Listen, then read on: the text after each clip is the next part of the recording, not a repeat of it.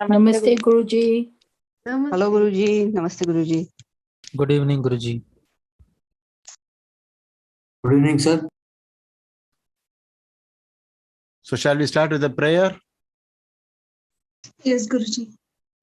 Harini, yes. Om Gajananam Bhuta Ganadi Sevitam Kapita Jambu Falasara Bhakshanam Umasutam Shoka Vinashakaranam Namami Vigneshwara Pada Pankajam. Om Trayambakam Yajamahe Sugandhim Pushtivardhanam Purvarukamiga bandhanan mrityurmukshiyamamritat Adityaya somaya mangalaya budaya cha Guru Shukra Shanibhyascha Rahave Ketave Namaha. Om Shanti Shanti Shanti. Thank you, Harini. So in today's class, we are going to discuss remedies, basis of remedies,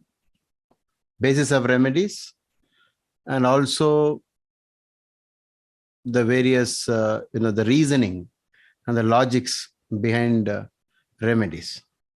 When we say remedies, it's most probably, since it's coming from an astrologer, an astrological point of view, we are only talking from astrology point of view all the time. Okay, so from astrology books or from astrology knowledge, we're going to talk. But apart from this, there is a general theory about how we should conduct our life, even without astrology. That comes under a different subject, which is usually discussed under the Vedas. Okay, so we will not be discussing that portion now. Though if you know that portion, it gets even more better. It gets better than ever before. Okay.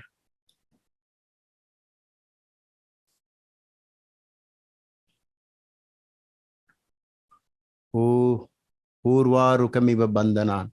Okay, I think you said slightly something. I noticed it. It's okay. It was not intentional, right? So that's okay, Harini. Just now I finished 2 more classes, Guruji. So Yeah, so that's okay.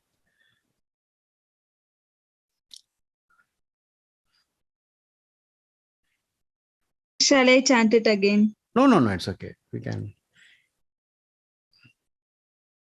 So Today the volume is a little low, or is it just at my end? whose Guruji, volume? your volume. It's Your fine, volume. sir. Is it correct? It's fine. Okay, so then it's at my end. I can increase it from my side. For example, I've slightly raised it. Do you think sometimes it can become strong? Oh, this is perfect. You want it to be like this? Okay. We'll keep it like this then. This is great. Thank you, Guruji. Okay.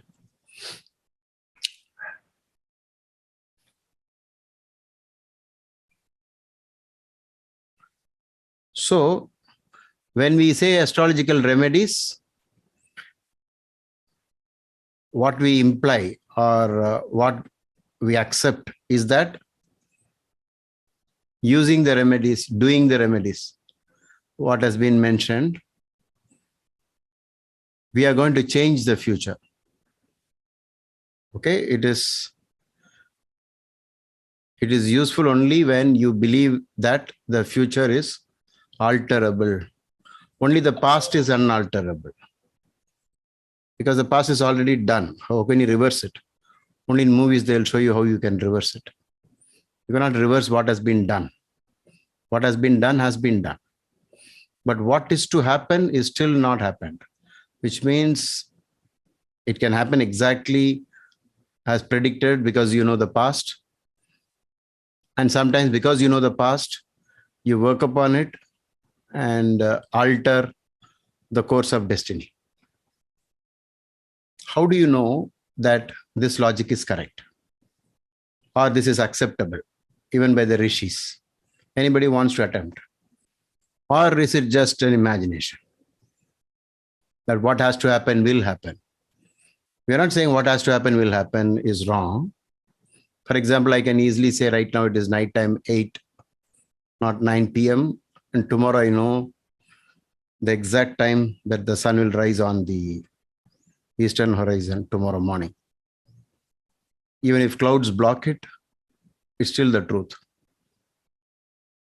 Which means there are certain things that are prefixed. The position of a planet after 15 years, 1,000 years, 1 lakh years, scientists with calculation can tell you exactly where it will be. That is the predictable part. But human beings are not like that. We are living beings and not a machine or an inanimate object, which will go exactly using all the laws of whatever Newton had documented. The first law, the second law, third law, and all the law of dynamics. Okay.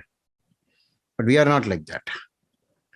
If I slap a person, the other person will slap me back. Correct? This is predictable. But if you slap a person like the Buddha, he will not slap you. So something went wrong. Your Newton's third law failed. That equal and opposite reaction. That rule doesn't work all the time. And none of these things work. Whatever works for the world, the physical world, does not work on the spiritual level. Things are quite different. A thief can write Ramayana. Angulimal can get moksha. So dramatic changes can happen. A sex addict becomes an extraordinary bhakta. So all these changes are possible, and they're not predictable in the normal sense. So which means that we all have the ability to change the future, but only if you're aware of it. If you're not aware of it, what is there to change? You will not even have a goal that this has to be changed. It's like become fat, I've gained weight, unnecessary 10, 20 kgs. Suddenly I realize, no, this is not going to be any useful. It's going to hurt me. I become conscious, but I can't reverse it so quickly because it has been years or months of bad habits and accumulations. So to undo it, it takes time. That is what people are, that's when people use or make the statement that, no, I cannot reduce weight. It's all over. I'm going to be like this forever. I got diabetes, so there's nothing which can happen. I got thyroid, I got this or that. There are others who say, no, I'm going to search for an answer. I'm going to search for a medicine. I'm going to search for a remedy. So astrological remedies aren't the only solution. There are so many other remedies for all our problems. But whatever we identify from our horoscope, then it makes sense that we call them astrological remedies.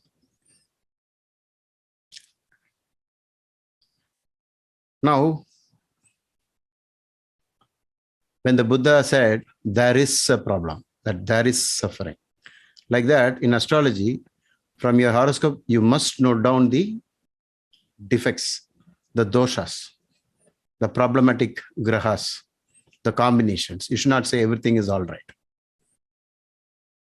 It's good to say that, but in reality, it is not. So you have to identify what is the problem. And once you identify the problem, you have to decide whether you want to live with it or alter it. When you want to alter it, you have to do something regarding that. And that is what we call as remedies. How long will it take? How much should I do? For all this, we have no answers. People say, how many times should I tell this mantra? It's like asking, how many times should I read this book? Who knows the answer? Depends upon you. There are certain type of people, one time is enough. If they tell a mantra once, it is like 1 million times. For some people, it's like that. One single prayer is enough.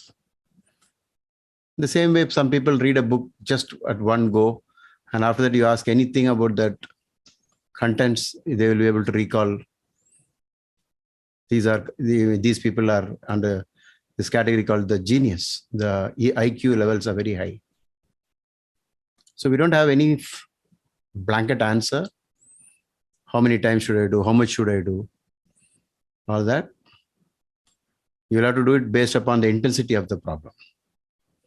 When it comes to identification of the problem, Easiest way to identify problems is using standard classical astrology books, because these were the times when the rishis, the Maharishis wrote down these rules, and the Maharishis were extraordinarily knowledgeable about the ways of the soul, the journey of the soul, the karma theories, the prarabdha karma, the sanchita karma, and all of that. There are many astrologers who don't even believe in rebirth. Do you know that? So astrology, the basis of astrology is that you are born again and again. And whatever horoscope you have is a result of what was done before. The planetary positions reveal what was done before. And based upon that, something has been allotted to you as experience in this birth. This is the basis, actually. And therefore, you should not keep quiet. All of you should know your own horoscope. If I say, who's your ninth house lord, you should say, I know it. And if I ask you, what is your Navamsa Lagna, you should know it. And in which nakshatra pada your moon is, everything you should know. Because it is an information given to you at birth. It's the most important document, I will say that. More than all the property documents, everything. Even those documents are important, but this one is the most important. Something that is divine, something that has been given by the Maharishis. Okay. So this is my introduction to today's session. And when it comes to what has to be undone, can you start? Let's start the discussion. One by one, just raise your hand with the using Zoom, raise your hand, and you can say, make a statement. Once you have done, put down your hands on the Zoom, and then toggle your mic to mute. Okay. Shall we start? Who goes first? Yes. I can go, Guruji. Yeah. I Please go was ahead. just going to say that. I made you the co-host. So in case you feel... I saw that. Yeah. So I was going to say that our chart is basically the report card of prarabdha karma, correct? Or all karmas, agami and sanchit karma is the total, but prarabdha karma, that's our report card, right? Like Guruji, what you were saying, our document. Yes. Whatever came into this birth is prarabdha karma. So the question you were asking, I don't know if I'll answer it directly or not, but I think that astrology beautifully helps in understanding our prarabdha karma, which probably cannot be changed, but how we will react to it, and our future karma that we will create from present day onwards, including that problem that will come. I think that is what the remedies really, really help in, and astrology really, really helps in. See, it's like this. There is a huge, on your table, there are a lot of files, it's packed. In every office, you will see, now it is all database, hard disk and so on. Just take a typical Indian police station. You go behind, there will be a lot of, racks, all untidy ones. Almost the termites will be after them, all stacked up one over the other. That part is the sum total of all the karmas. But at any point in time, a policeman, an inspector or somebody will only pull out one of them and try to work on it. And that is called that portion alone is called the prarabdha. So the prarabdha is that which is only for this life. You come into this life only to do that particular case. Something about what has been done. And there are a lot more files remaining. And that the sum total of all of that is called sanchita karma. Okay. Then while you're doing now with what was given in the file, that is an unchangeable something, then you take some action on it. And whichever side it goes, we do not know. That is based upon your effort. So when you're talking about horoscope, it's actually only prarabdha. Prarabdha means that which is allotted for this life when you took birth under some planetary positions. And then this is the script. Like you may be an actor who's acted many movies, but in this movie, this is the script. And you will make no references to other movies from within this movies, but sometimes actors do that. They quote some other movie line or something, which normally is not welcome. Nobody wants to remember the other roles that he had played. It will mess up with the current role, right? So this is the one which you have to concentrate. But when I said what might have, what is that which we may have done, just each one give one example. Maybe I did this, maybe I did this, maybe I did this.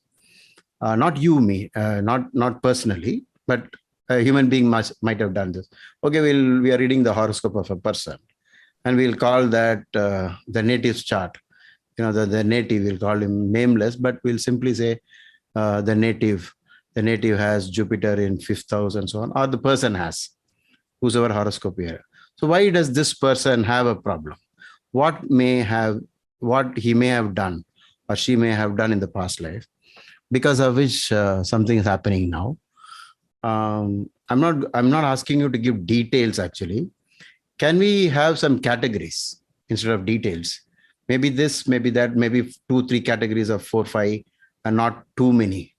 Because when you go to details, you can say so many things, right? But that is not important.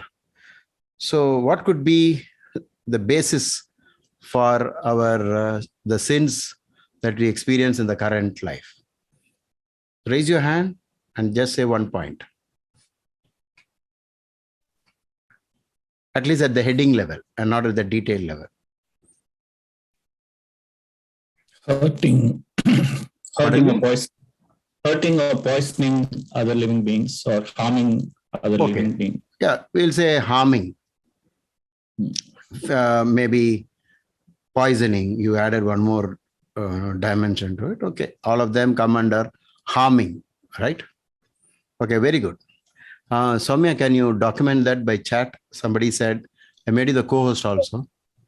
Sure, Guruji. Yeah. So, or the person who said that also can help us, because when I do the video, recently I've been taking the entire chat and putting it at the end. So you'll also know that you said this. So once you're done, you just type it out. Okay, I can, yeah. Yeah, Okay. Thank you. That was a wonderful point. Very good way to start. Something was done and we are guessing that maybe this is what has been done. Yeah. Next one. Was it, who's next? Okay. If you had raised your hand for something else, put it down again and start afresh. Okay. So. Harish is next, Guruji. Harish is next. Okay. Yes, Harish Krishnan. I raised it for the previous question. So okay, so you can put it down. Okay. Yeah. So then next comes, I think, Vandana. Hello, Guruji. So I believe gratitude is what we don't do and we don't you're saying know the value. Being ungrateful, ingratitude. Okay, very good. You please type it out in the chat that you contributed this point. Okay. Next, Sujata. Neglecting one's duties, sir, Neglecting, or not doing it properly. Neglecting one's duties. Yeah, very good. Yes. Neglecting one's duties. Like Arjuna is supposed to fight the war. He's supposed to destroy the bad, and he sulks and says, sorry, I cannot fight. For which the entire Upadesa was given by Sri Krishna, which became the standard text of the Hindu philosophy. Okay, good one. Yeah, Yashik. Sir, not being generous, sir. Not being generous. Can you say not donating? Sharing? Okay, not Yes, sharing. sir. Okay, not sharing. Okay, not good. sharing enough, or Okay. Okay, we'll say not sharing at all. We'll be exact, because let's not, we'll be point blank. You don't worry about that. Okay. 0 donations, 0 generosity. Okay. Not giving anything to anyone. Right. Suraj. So cheating. Oh, cheating. Okay. In cheating, what really happens? You hurt others intentionally or unintentionally by hiding the truth, or maybe deceiving them for gain. For Cheating gain. For gain. Okay. Okay. Yeah. So you gain from something because of that. Okay. Or sometimes there must not be a gain also. You just cheated, or just like that. Yeah. Maybe for revenge also. Okay. Fine. Revenge. Okay. Arun Krishnan. Grabbing someone else's possession. Grabbing. Yeah. Grabbing what others possess. Yeah. Which doesn't belong to you. Can you? Yeah. And I encourage the participants to immediately type it out in the chat. Some of you have not done it, I think. Okay. In Mahabharata and Ramayana, is there anything like that? Any grabbing was there? So Duryodhana wants to have all the kingdom for himself, not sharing to Pandavas. In Ramayana, what is the grabbing? Ravanasura wants someone else's wife. Wife. Okay. So we have grabbing in both the biggest epics of India, right? So that grabbing might be a big one, I think. Okay. Okay. Good. Srinivas Sharma. Namaste, sir. Namaste. Hatred, sir. Hatred. Okay. So that it hurts others and also our internal disturbance. It causes internal disturbance to ourselves. Okay. When it comes to hatred, will I hate my own son? Possible, sir. Possible. Okay. Yes, sir. Will I hate my own? Yes, sir. Will I hate myself? That is also possible, sir. Yeah, possible, sir. Possible. Okay. Very good. Lots of interesting points have come up. Not believing God, sir. No, is it your turn? Wait, we'll give a time. I mean, was it your turn anyway? I don't know. No, sir. Like my name is not called. Okay. Okay. Just you can raise your hand and get in. Okay. Yashik finished, I think, right? Oh, sorry. So me again. Actually, one more point, sir. Okay. So discriminating, sir, and looking down upon someone, especially servants. Looking down upon others. Yeah, discrimination also, sir. Okay. Discrimination based on caste, creed, and other aspects. So it turns the other way. Mm-hmm. So it might be based upon the thought that we are not equals. I am up and he is down. Yes, sir. Yeah. Yes, sir. Thank you. Very good. Poonam. Infidelity. Infidelity. Okay. Not respecting relationships. Respecting relationships. Okay. Very good.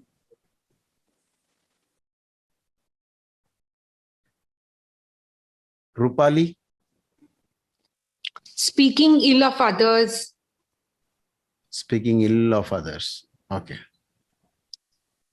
And even revenge, having a revengeful attitude.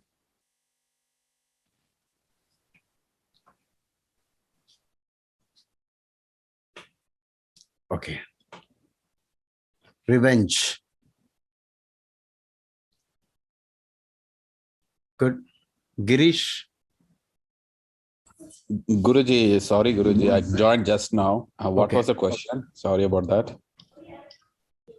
The question is, we know that whatever we are suffering from in this life was due to some sin committed in the past.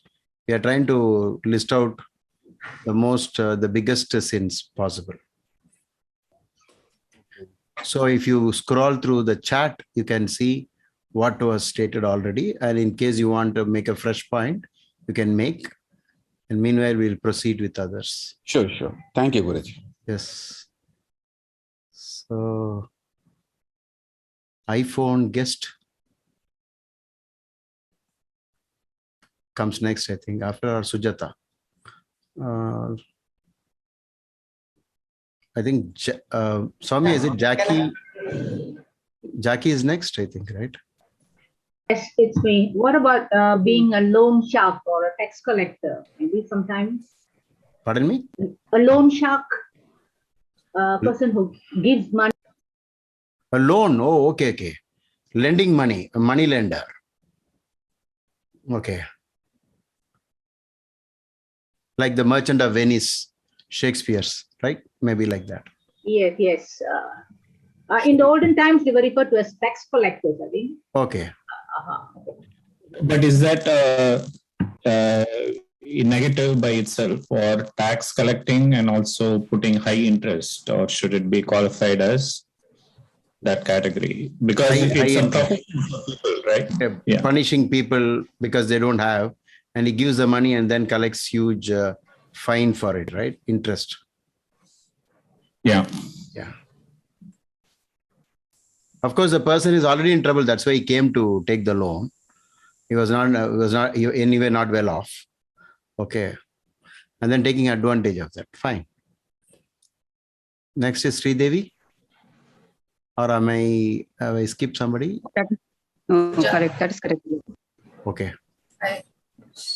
Not believing God, sir. Not believing God. And I have one more point, not having compassion. Not having compassion. Okay. Why would not believing in God be a sin? It's a not, right? And not that I've done something. It's an absence of something. I just don't believe. That's all. I haven't done anything. Okay, we'll come to that later. Pavani?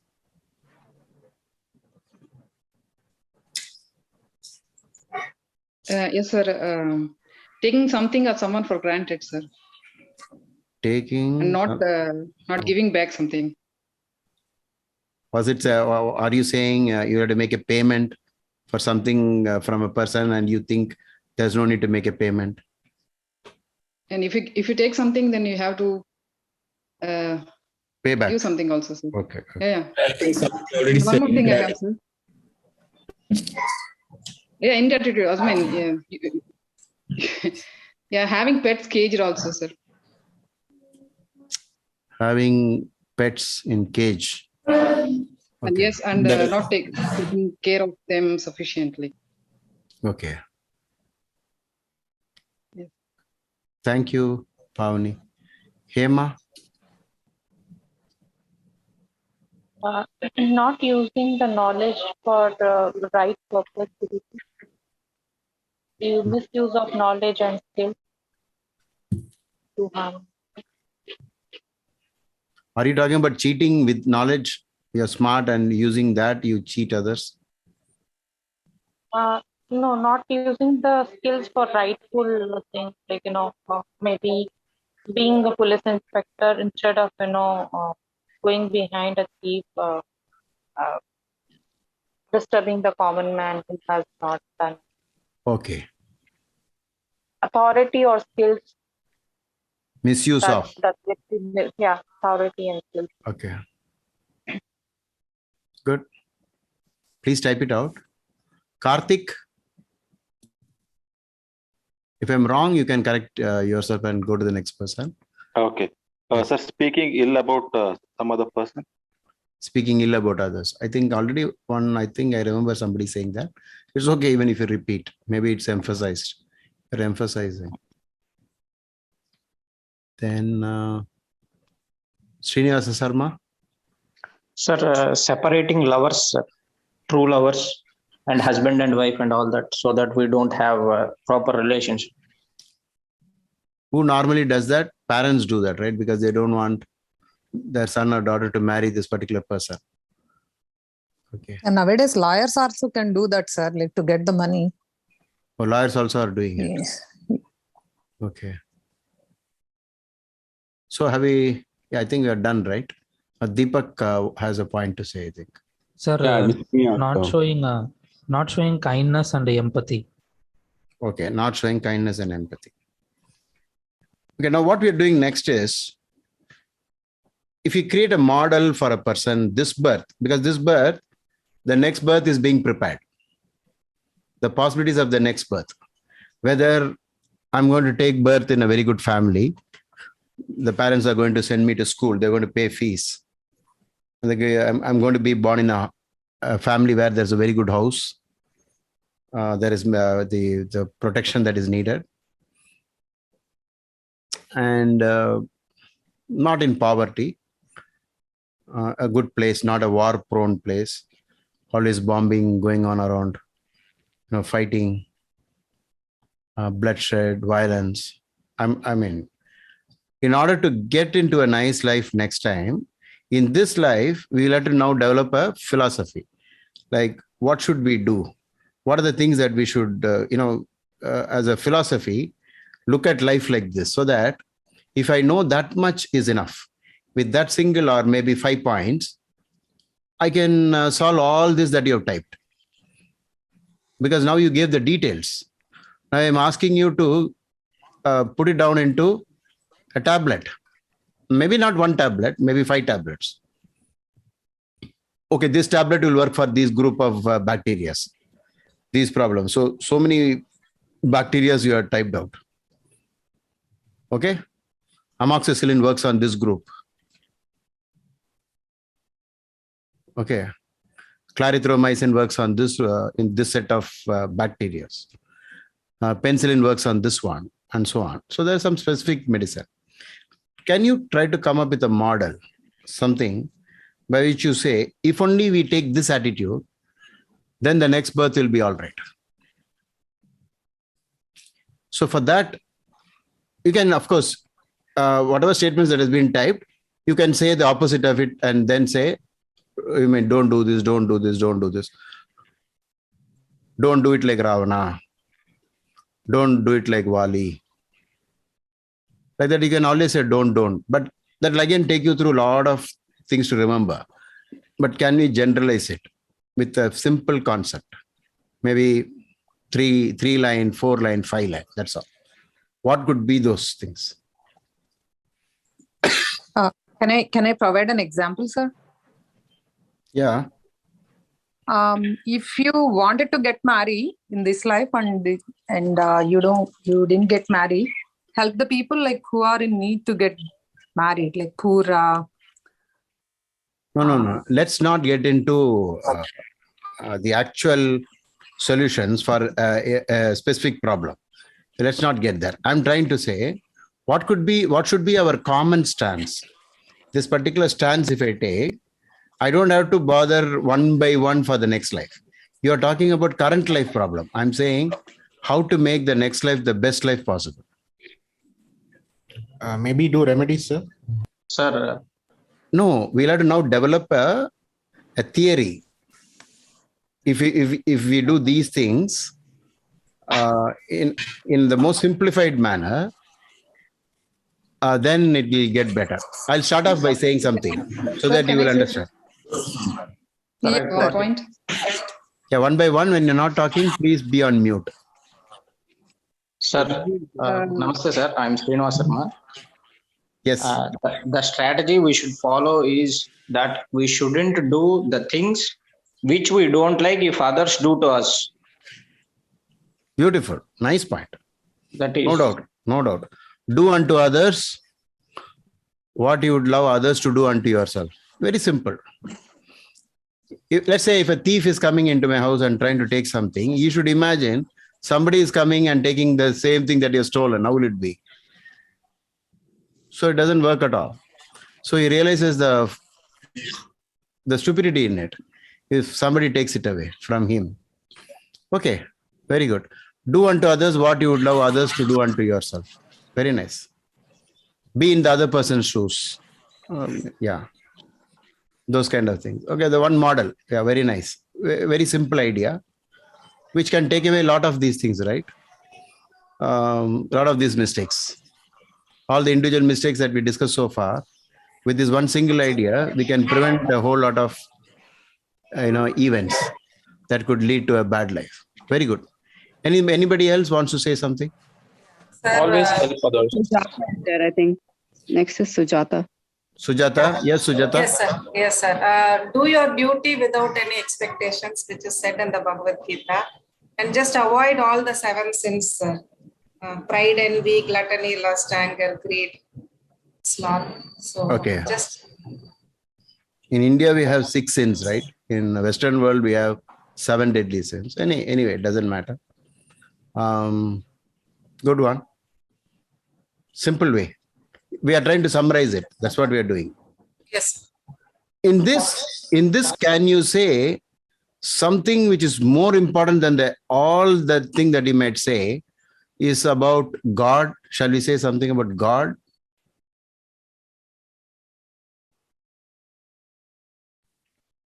Will that give us any advantage? If we believe in God, God fearing,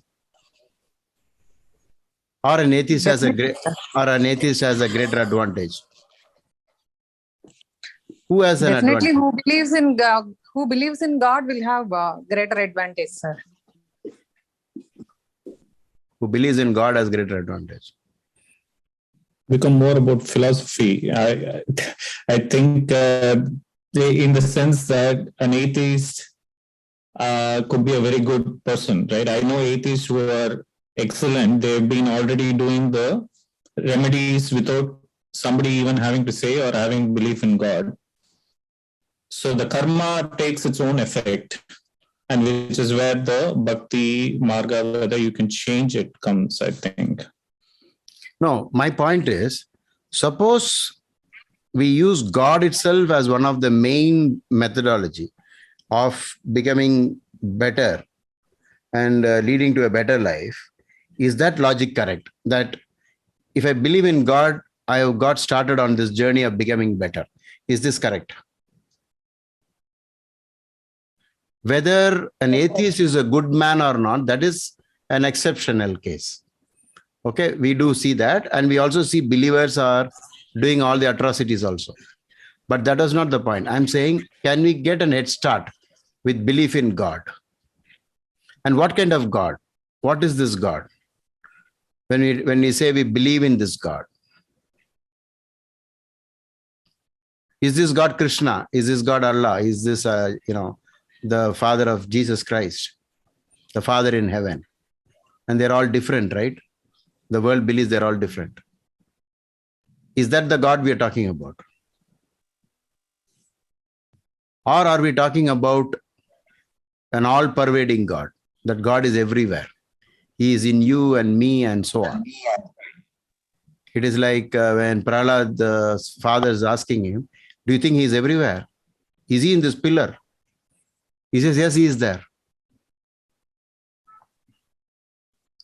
How many of you believe that God is everywhere? I believe, sir. I believe, sir. So will it not become the reference point that you have to be kind to others because God is everywhere?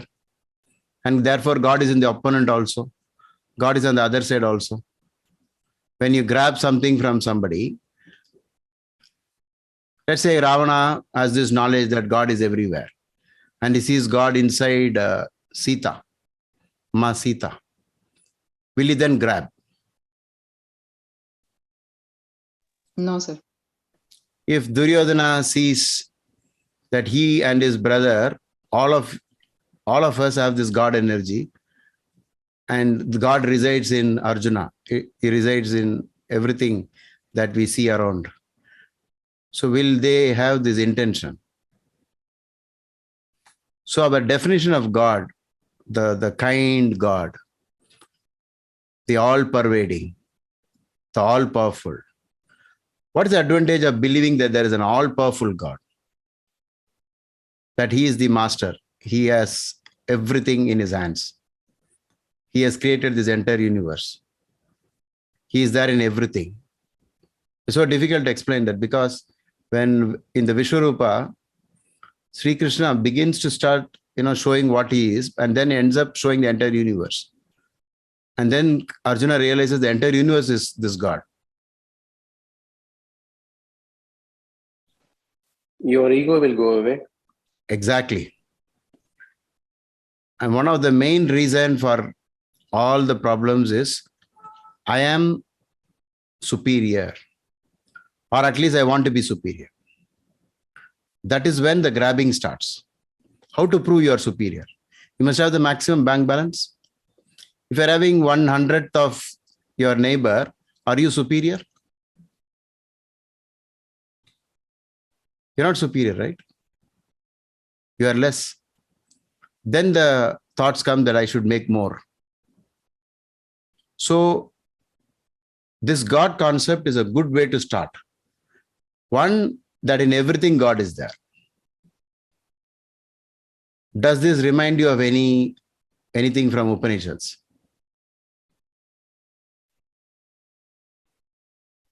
The Purna mantra. Purnam. Because if you emanate from the Purushottama, who they say is a complete fullness and completeness, and you're part of that, it kind of inspires you to follow through with the same principles, because that's also within yourself, and you've emanated from that perfect being. So it kind of puts you on the right path and encourages you to conduct good action and to conduct conscious action. So you're not outwardly going there and hurting people and being greedy and grabbing and doing the rest. Harini, the Upanishad chanting Purnamada Purnamidam Purnat Purnamudachyate, can you give us the meaning? Guruji, I will send it. Okay. I'll text you. Yeah, you can type it out, just the meaning portion. Okay. Any other Upanishads, chant which comes pretty close to this, what we are now talking? And that is the basis for remedies. So the first most important thing is you recognize there is somebody bigger, and there's no need for me to become big, because I can't even reach anywhere. Okay. I can't even be even 1/1,000,000th of that. Therefore, there's no point trying to, increase the number against an infinity. So we'll become content, because there is always a big one. So I'm not going to become the world champion now, because I know there is, in my game, there is a champion who I cannot even dream of becoming. So I give up. So with this, a whole lot of advantage will come to you. Just because you recognize there is a greater, a bigger, and a more powerful, omniscient, omnipotent, all-pervading, everywhere. So something is there. Okay. And then next stage. We made a very general statement, one word, that is, using God, we can get better. God is noting. God knows. He's watching me. He's like an eternal, a camera on me. So I better do things properly. I cannot hide. From that, don't you think, suppose if the cameras are all over, do you think a thief will go into a bank? Of course, you will say they'll wear a mask and do all sorts of things which they show in a movie. That's a different thing. But will it not become more and more difficult for people to commit crimes if you think that somebody is watching? Somebody powerful is noting it down. So that's what we mean when we say God-fearing. So in Brihad Parashara Hora Shastra, you will always find something or other about gods in BPHS. Where do you find them? In the Dasha and Antardasha chapters. Of course, in the beginning, he introduces the concept of God. creation and so on, the first chapter. But after that, you see this being mentioned repeatedly in the Dasha and Antardasha. So what does that mean? If you are a believer of God, you are at a greater advantage than not believing to change your karma. Okay.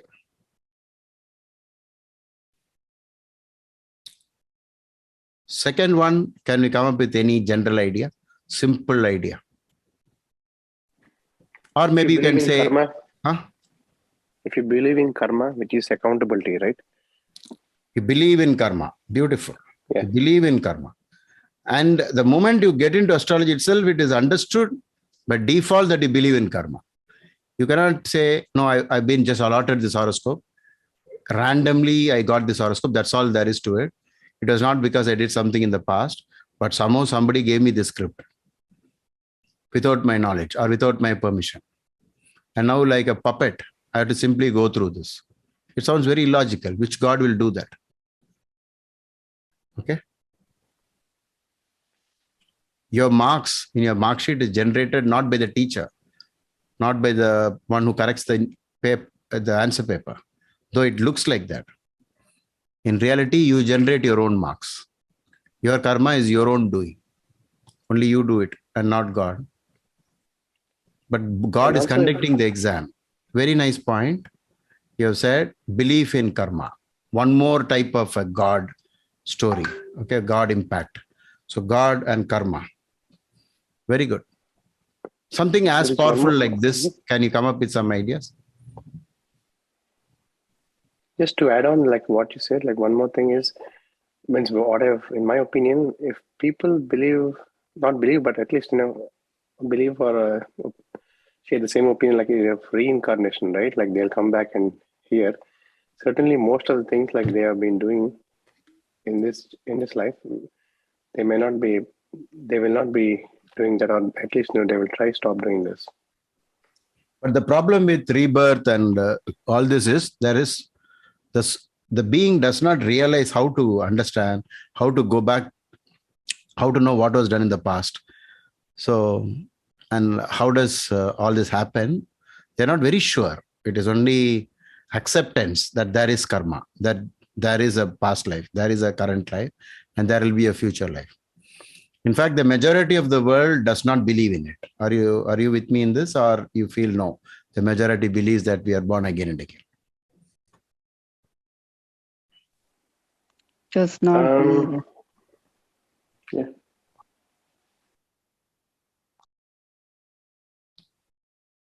Majority doesn't believe in reincarnation. Majority does not. Other than Hinduism, specifically, you cannot believe in it.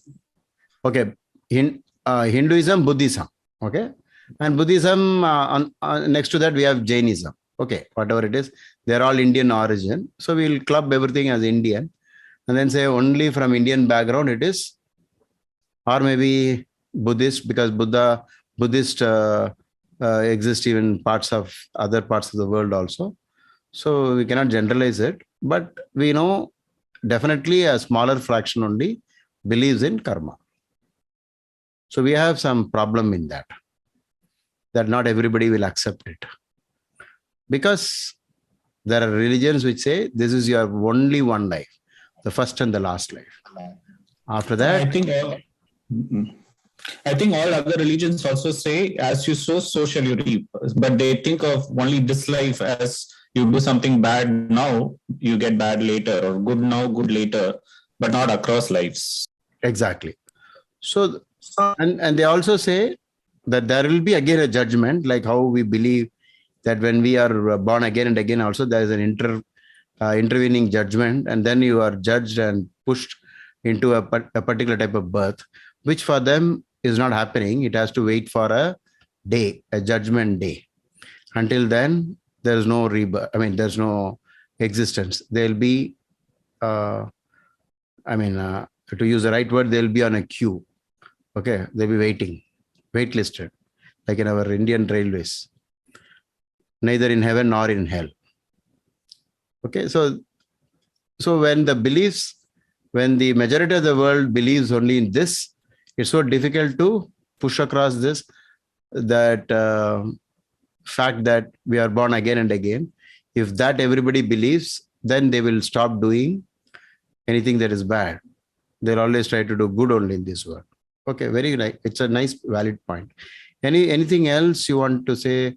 Are these hand raised for the current topic? Harish, Krishna, Suraj, and Pavani. Yes, sir. Me. Okay. Okay, then one by one you can go ahead. Harish wants to say something.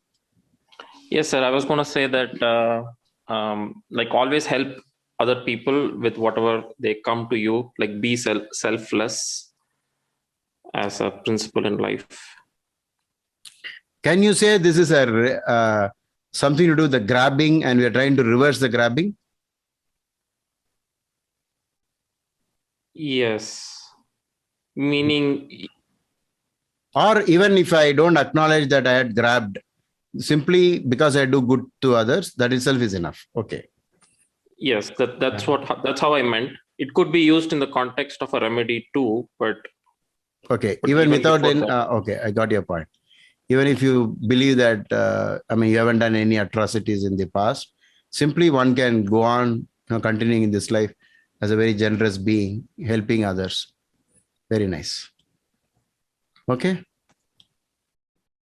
Any other general word to sum it up? Like, if I do this, it's enough. Like he said, be generous. Okay, now Guru. Follow a guru. Okay. Guru. Or find a guru. Why should one follow a guru? What advantage will that give that person? Guruji, if you're following a good guru, it's like a bridge to God, like God's knowledge, wisdom, and they can guide you appropriately for where you are as a student. Okay. So I think it's like a bridge. No, you don't have to repeat the same mistakes again and again. So. Okay. It's like without going through the mistake, you learn from a guru, and straight away, you get started, and you don't have to learn it the hard way, trial and error, this one, that one, and then finally, reach out to somebody. It's like trying to find a place before the GPS came, and you go around in circles, not knowing where the place is. But the moment you ask somebody, you are quickly taken to the destination where you're searching. So, yeah, seeking out, going and reaching out to a guru is one great way. Guruji, we can say Buddha's eightfold path is more a simple way to follow. Yeah, again, it is an extension of what the guru spoke, right? So it will come all as a package with God and gurus as one unit, that they all almost mean the same. Okay. Guruji, can I add something? Yes. One of my earliest guru was teaching me some very, very basic universal principle, and they were very simple. It was Satya, Dharma, Shanti, Prema, Ahimsa, which is, truth, right conduct, love, peace, and non-violence. And I think if we're guided by these philosophy, it will help us, with the remedies. What are the keywords we had used now? Can you type it out? Yes, I will do that. Satya, Dharma, Shanti, Prema, and Ahimsa, which is truth, right conduct, love, peace, non-violence. I'll type it up, Guruji. Thank you. And the best part of this is, across the world, when people talk about the goodness in this world, the solutions to this world problems, they will all come down to the same thing. Did you notice that? They'll all say the same thing again and again, no matter which culture, which religion they belong to. From that, you know that this must be the truth. The wrong answer will be different answers, but the right answer will always be only the same answer again and again. It's like saying, what is 7 plus 7?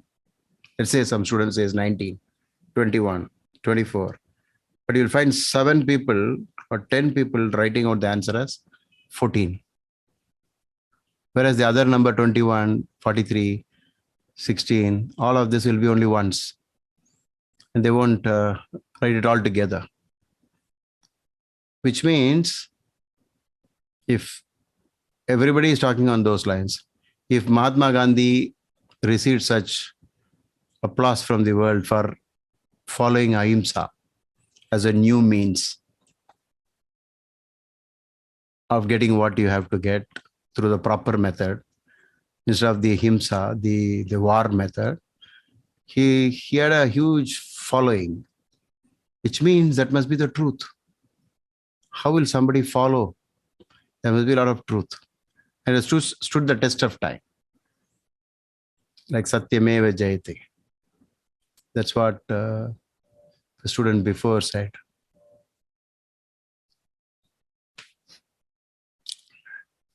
Once you know this part of it, then understanding why the Maharshi says certain things like you do this, you do that, in that you will find something of God is there, something of charity is there. But before all this, what would be the greatest remedy for us without getting into any specific remedy? Anybody? Greatest remedy? Helping who are in need, sir. No. I'm talking about remedy. Remedy from the point of view, I want to solve my problem in my horoscope. In my life, Sir, I have a problem. Can it be being contented, aparigraha, Exactly. less desire for greed? Yeah. First of all, saying, so what if it is like this? Wherever possible, wherever you can make that statement, it's okay. Don't set targets which are very high. You know, normally they'll tell you aim at the stars to reach the house top. But who can really aim at the stars? Can you jump like that? Only Hanuman can do that. It's not true. You don't have to be like that. And one more knowledge that astrology will give you is this Dasha Bhukti is bad. It is stated by the Maharshi. Nothing good will come out of it. So stop complaining. I'm in a job and the Bhukti is saying that bad time for the next 2 years. There is no way you can make it better. It will definitely be challenging only. In that, if you quit the job just because you wanted to make it better, you will get into more difficult situations because the overall period is still not good. So in bad times, be content, be patient. What is the positive quality of Saturn? The trouble, what we always fear, Saturn. The positive side of Saturn is patience. The negative side of Saturn is impatience. Which graha you think is more connected to grabbing? And you should say a solid reason for that. Why do you say this one particular planet is more to do with grabbing? Rahu, sir. Rahu. Okay, but why? It amplifies the desire in us, the need for more. No, by just quoting some small logic, a tip. They went behind the Amrita. During Kshetrasagar Madana, always Rahu creates illusion. will try to grab it. While all the Rakshasas kept quiet, Rahu says, no, I'm going to grab it. What is grabbing? Grabbing is what is not yours. What was not meant to be yours. And so the head was cut off.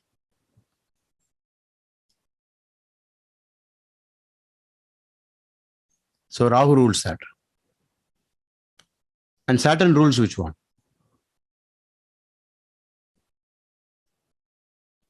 The result of such grabbing. So, The actual sin. This is a thought, right? I want more. Look at a python. It swallows up the entire deer. And after that, how does it feel? Very nice. Lazy, sir. It can't move at all. You can go and play around with it after that. can take a small pin and keep on poking it and kill it. It won't be able to do anything.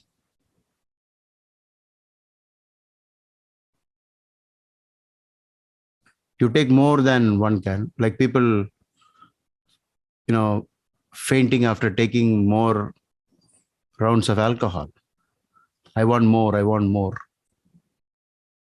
And people run long distances in marathon. The blood will come out through the nose. Just to prove a point, I am having so much of stamina. I want to cover more distance. I want to work harder and harder and harder. And then suddenly you have a heart attack in the gym and pass away. This is when you want more. And that is typically Rahu. And what is Ketu then, if Rahu is this? Detachment. I don't want any. And Ketu is just the opposite of whatever was done through Rahu. Okay, or done by Rahu. And they're always opposite, right? They're in the opposite place. Or whatever was this grabbing, the other side, the realization. No, that doesn't help. Maybe the python will think, why did I swallow this, such a large thing? I should have taken something smaller. That knowledge, when it comes, it becomes Ketu. Okay.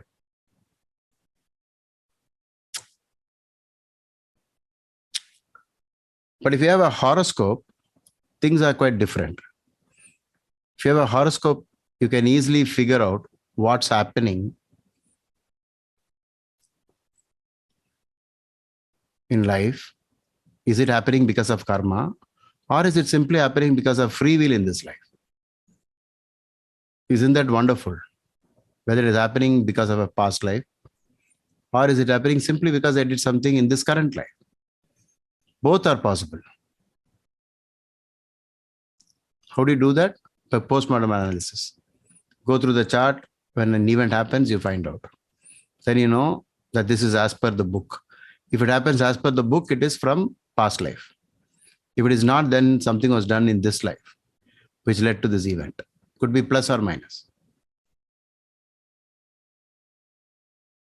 Using an event, you can find out that that is the weakest point in your chart. Okay.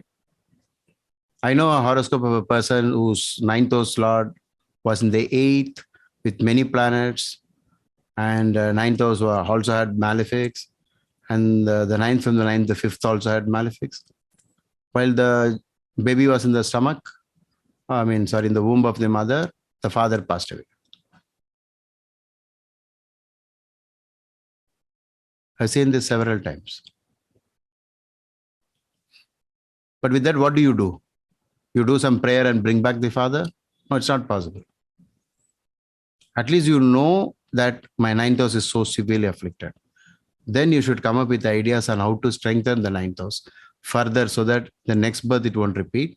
And whatever is left off in this life, how can I have a better ninth house instead of what was already there? So one good way is that events are proof of our doshas. And if they tally with astrological rules, like for example, if you have 5th house Ketu, and then the lord of the 5th is in 6, 8, and 12, and in Saptams also you find 5th house, D7 chart, you find the same thing again and again and again. And then they tell you, so far 5 IVFs are over, everything is a failure in spite of going to the best doctor, then you know it is purely a serious Putra Dosha. Okay. Then you should know what led to a Putra Dosha. What do you think might have led to a Putra Dosha? Raise your hand. All of you put down your hands and start all over again.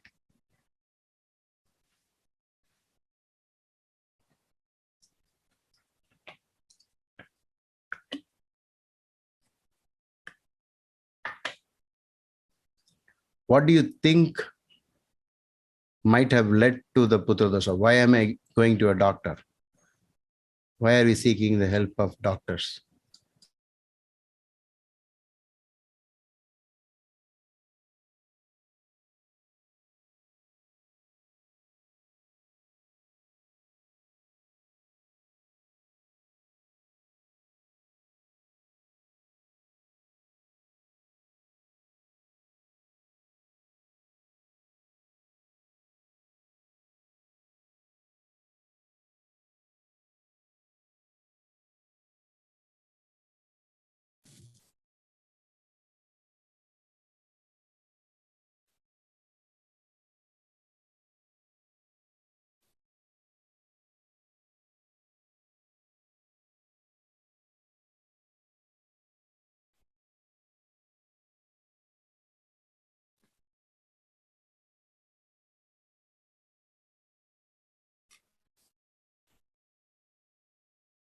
We started screen sharing, but we can't see you, sir.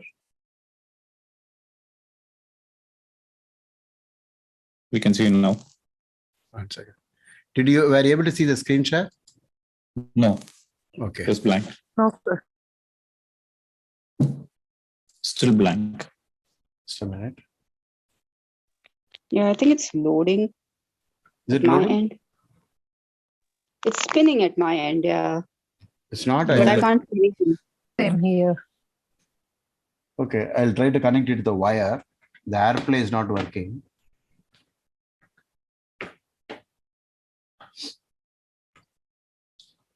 Yesterday it did work.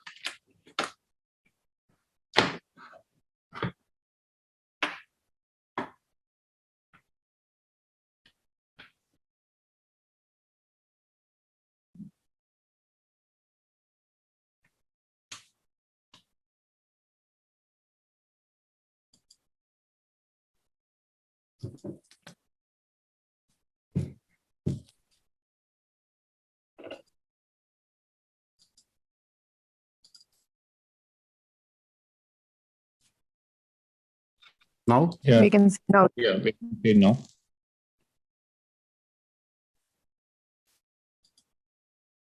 Just thinking. So this is the one which is actually the basis for all the remedies. I mean, at least some of you did mention about it. Okay. Indirect ways you spoke about the same thing. The Mahakavyas from Upanishads. Ishavasim idam sarvam yatkincha jagatyam jagat tena tyaktena bunjita magrida kasya svidhanam. The last part, magrida kasya svidhanam, is do not desire the wealth of anyone. When I saw the word svidhanam, it looked to me like swindling. The word svidh. Okay. All these that are part of this world are abodes of God. Leaving them like that and thus protecting yourself. Do not think they're different. Therefore, you will not desire the wealth of anyone. This will become the fundamental thing. Because most of the bad habits stems from not accepting we are the same. It's only from that it comes. Like when people said discrimination, students mentioned discrimination, so on. It all comes because we are not seeing us as equals. We are different. We are all equals. Okay. Try to memorize this. It's a wonderful line. Yeah.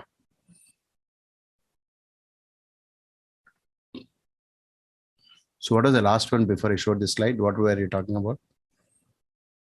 Reasons for Putra Dosha, sir. Yeah. No, of that level. And we know that there is a very severe affliction in the fifth house up to D7 chart. It is showing continuously. And apart from that, it is just not a projection. It is being confirmed that the person is also doing something, going through the same experience as what we expect from astrology. And with all that, okay, at this point, if this is taken from a real case study of a consultation, at this point, what are the conclusions that you can draw immediately on all the philosophies that we discussed so far?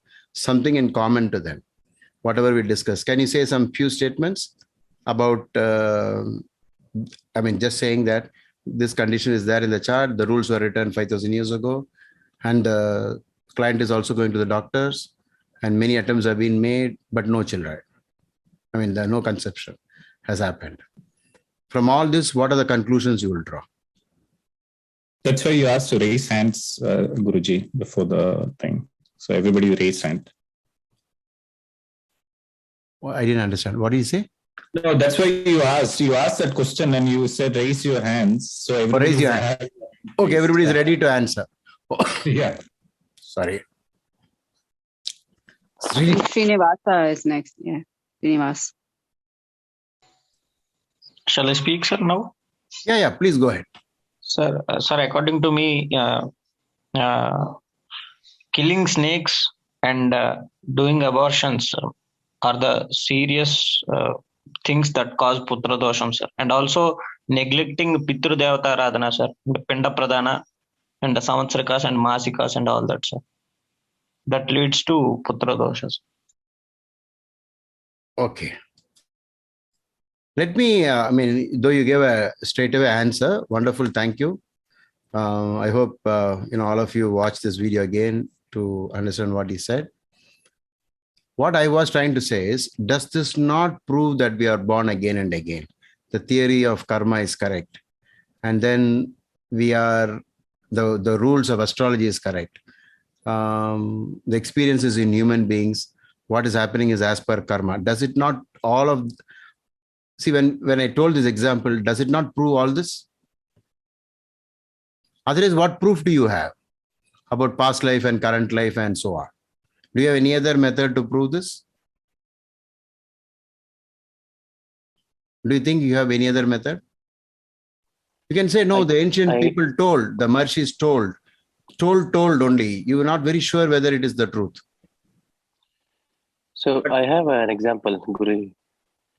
Like no, through which wait, Sai. Okay. I want everybody to understand this.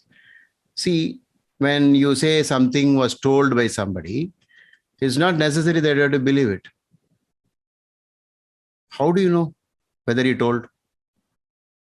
How do you know Maharshis told these things? And who told that we should trust all of them? How do you know what is the truth? By experience. So whatever was told, the rules, the combinations are there in this chart. That if I show you out of 100 charts, this chart alone, you will say in this chart there is a maximum Putra Dosha. What does it prove? It proves the theory of karma, reincarnation, that what we experience in this life is like that. But so astrology becomes a methodology, the route to prove this with the right, the knowledge. There we say asatoma sadgamaya, from this to that, from the untruth to the reality, from ignorance to knowledge, and from death to immortality. We move. So I'm just reminding you of that. If we can even say 1 point from a chart, does that not mean something very big? Not general words like you will be angry, you will be rich, and so on. Not those kind of statements. I'm talking about very specific things like this. Okay? Yeah. Yes, Sai. You can continue. Yes, Guruji. I think I was going the same thing, like through experience, like self-experience. Is I used to have this question, like whether like karma and reincarnation is possible or not, but even while studying astrology. So one example I think I heard from some of the guru is at the same time, given a time, like there are many children born at different places in the world, like why are their lives so different, when they grow up, or even from the birth, some are born and very rich. In the statements we are again generalizing, because has anybody studied the horoscopes of people born at the same time and seen the difference? We are just guessing, wild guess. But even at the time of the birth, right? So the conditions are different, right, at the birth. The conditions are different, but we have not done any study to say that the effects are not common, that whatever is happening for this person is happening for that person. And we are not having any evidence for that. We are just generalizing it. Or maybe you think that somebody must be like this itself somewhere. So maybe you're guessing that at the time that I was born, there must have been at least 4 or 5 people born, and they must be the same way. They should look like me. And then they should talk like me. They should speak English in a particular slang. And you should be from Kerala, like that. So that is not astrology.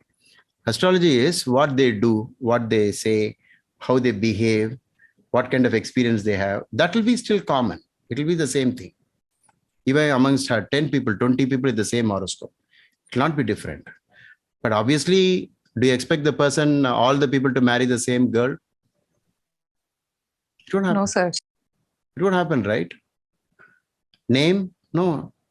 can't be in the same place. The parents are different. So many differences will happen. You must watch my video, Karma and Astrology, part 4, I think, where two people are born at the same time and look at the similarities that they had. Very interesting story, a case study. A case study not from astrology point of view, from normal literature point of view. Recorded history. Not an astrologer wrote it. Okay, sometimes you'll be shocked to know if there is similarity in the horoscope, there will be similarity in experience also. And I think in one of our classes, we did explain that. But okay, that's okay. Let's not dilute today's discussion. The point is that we have now proof using astrology when we make a prediction, and that's exactly what's happening. We have not only proven that the Maharshis were right, then we prove a whole lot of other things, that there is God, and there is this recording going on. There is this Newton's third law working in human life also. Action and reaction are equal and opposite, like this. So that proof we got. Once we get that proof, then you cannot keep quiet. That means I've done something to create this possibility. I must quickly do a certain set of activities to reverse what was done in the past. So like that, one direct statement from Maharshi's text, that maybe this is what I did because I can see it from the text. Can you come up with any idea like that?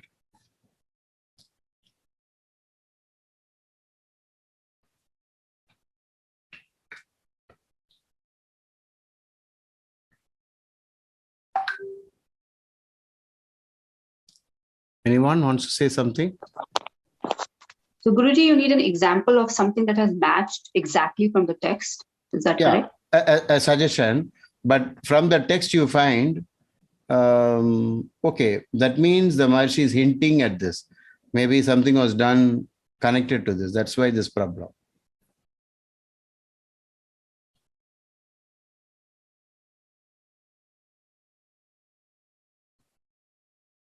So only from like problem perspective, or are you only problem looking for proof perspective? That no, this was written we are in the talking book about remedies and sin and so on. So from that point of view. Okay.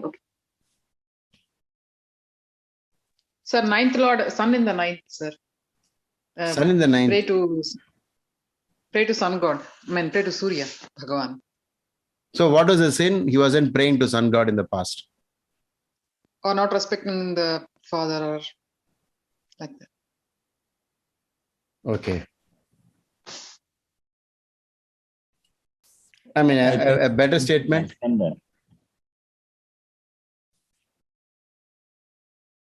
Eighth Lord and ninth, something. Okay, eighth Lord and the ninth. What does the Maharshi say about eighth Lord and the ninth? Betray religion. Betray religion. He will. Yeah. Irreverence to gods. That's what. Not following his religion. Okay. Eighth Lord and the ninth. Okay. So that was the mistake, right? So maybe the person was not listening in the past life. So what would be the solution in the current life?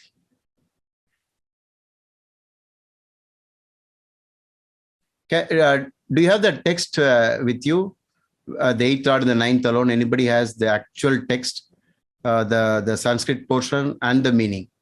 Yeah, I will wait. Yes, Krishna will wait.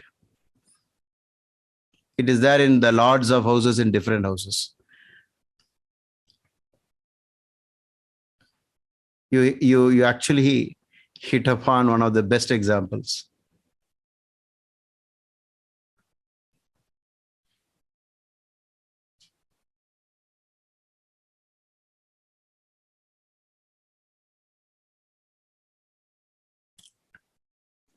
Sir, can I read it now, sir? Yeah, we are ready.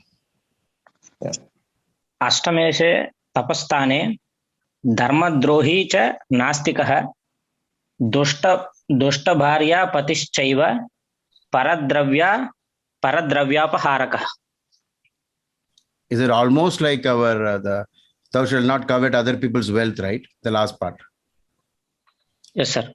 In this, it covered the entire sloka that we discussed, because What is the methodology he uses is the words that are being used. The ninth house has many meanings. Out of that, he selected the word tapas. Right? Yes, sir.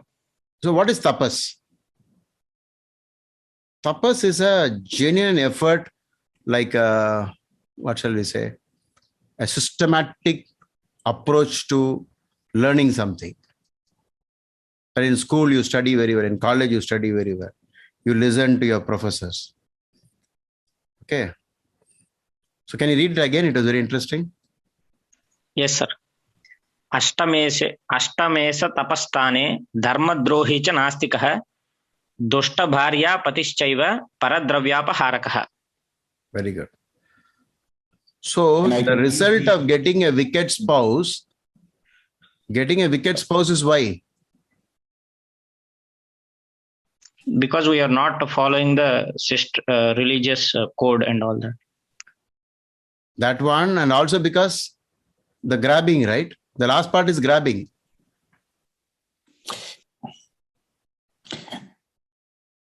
Yeah, so surprise about the wicked wife. Sorry, just the literal translation. Also, if the eighth lord is situated in the ninth house, the native will be a betrayer of his religion and a heterodox. He will be the husband of a wicked wife and will steal others' wealth. So you have the mention of God in this. You have the mention. No, that the religion part. Because ninth house is house of God and eighth house is 1 minus the ninth house. And all these 6, 8 and 12 are the houses of sin.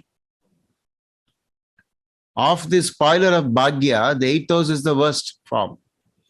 So he's compared that. Okay, so at one shot we know a failure to listen to God, believe in God, leads to other mistakes, one after the other. And as a punishment, he is given a wicked spouse with whom he has to battle for a lifetime. Guruji, ninth house doesn't relate to spouse at all, but still, if eighth lord is in ninth house, why is he talking about spouse? See, this is human nature. We want to always know the answer for everything. Yeah. Sometimes you'll have to give up saying, the Maharishi is smart. And we do not know the answer. Guruji, won't eighth house also be related to things like on the bed? Not exactly. But I think it is something to do with you betrayed and then you got a person. As a result of that, you'll have to live with a person who's going to be always against you. Wicked is what? Opposite of friendly, right? And doing bad things and doing unwanted things. You did unwanted things, and so I will give you a person who is doing unwanted things to you.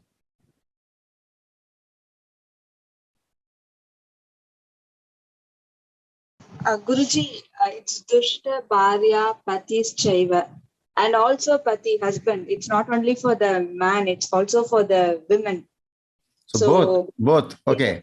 Or maybe you can say spouse, right? Instead of Pati Patni. Instead of, you can use common word. So the married life will be in trouble.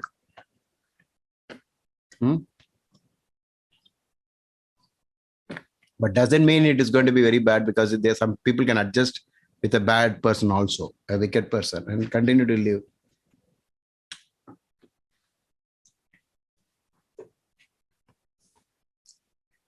Very good. Can you come up with some other example?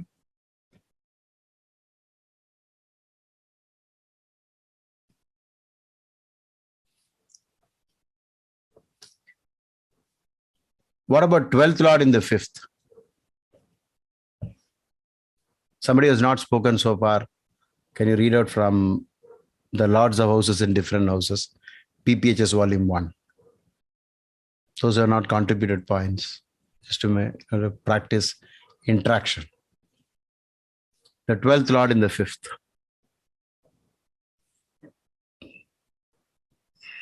What is 12th house? Loss. Again, 12th, 6 and 8 and 12 are the biggest house of sins. Not that other houses don't have any sin connected to it. But these are the biggest ones. So 12th Lord in the 5th. Guruji, maybe the kids of those parents might incur some loss of wealth. Okay, straight away you are using two words, children loss. You are trying to connect them. The children themselves will lose money. That's what you're saying. Okay. But if you're reading a horoscope of a person, from that person's point of view, the children is losing their money. Therefore, whose money must it be? It must be the native's money. It's always my money because I'm reading my chart. And from my chart, I'm talking about children. It may not be true from their point of view. It's only true from my point of view that they'll be wasting my money. The other person will be saying, I'm spending my money wisely, whatever is given. But you will say that, the native will say, you're wasting. Anybody wants to read the exact Sanskrit lines? Yes, sir. Yes, go ahead, Srinivas. व्यये सुतभावस्ते सुत विद्या विवर्जितः पुत्रार्धे च व्ययस्तस्य तीर्थाटन परो नरः. Okay. Can you read the translation beneath that? Yes, sir. If the 12th Lord is in the 5th house, then he will be bereft of son's progeny and also knowledge, learning, and to beget children. Putrardhecha vyayastasya, to beget children, he will incur expenditure on going to shrines and tirthas. Okay, they will ask him to go to and do some, maybe they'll ask him to do Putra Kameshri Yajna or something like that. And today you can extend it to hospital, right? Because 12th house is also hospital. Infertility clinics. Okay. So from this, can you guess what the person must have done in the past?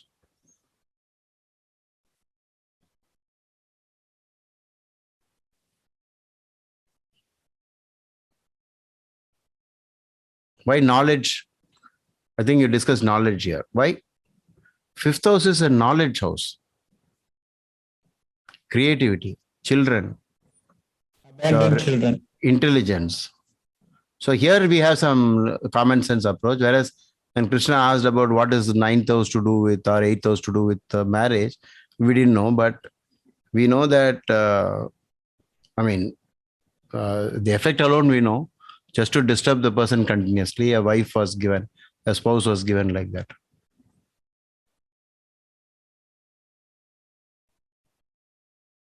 So before marriage, if this person comes to you, 12th Lord in the 5th, what would you tell that person to do?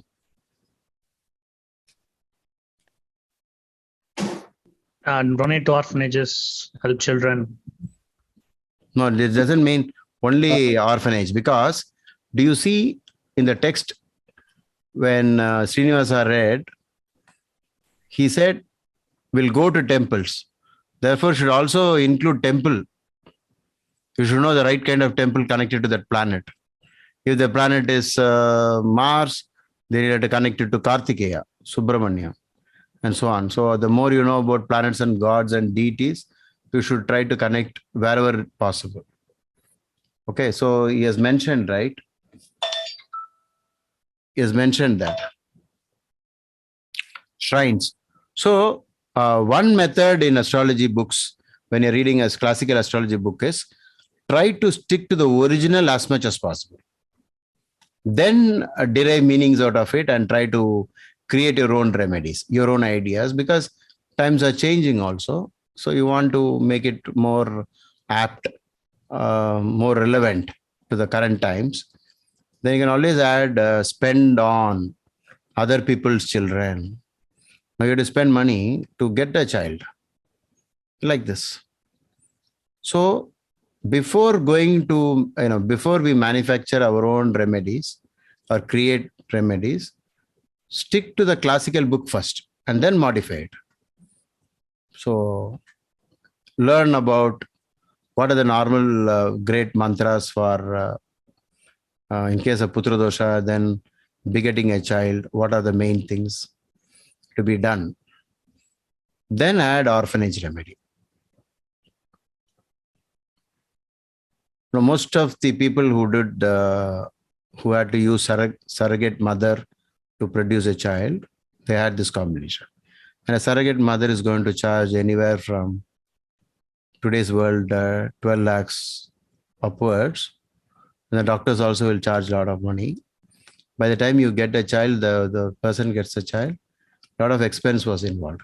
What might have led to this expense? What was the cost for this expense? Can you guess in the past life what they may have done? So in the chat, when you started, people, some said abandoning children, neglecting your children. See, if you say straight away money is involved here, right? You have to pay for it. They must have saved like so much of money by cheating others, sir, for their cheating others, or sometimes in a family, a mother, the parents have 4 children, and one child alone, they won't give the ancestral, what do you call that? When the partition happens. Property. Inheritance. Inheritance. Sorry, I was waiting for that. Looking for that word. That they would not give that person because they had something personal against that boy or girl. You did this mistake. We feel that you're not up to the mark, and this boy maybe married somebody, and that had angered them. And then they say, "We'll punish you." And the boy struggles with want of money, which could have been a great thing. Anyway, by responsibility, the parents must have given to the child, right? It was their duty to have given. And so it becomes like a cheating.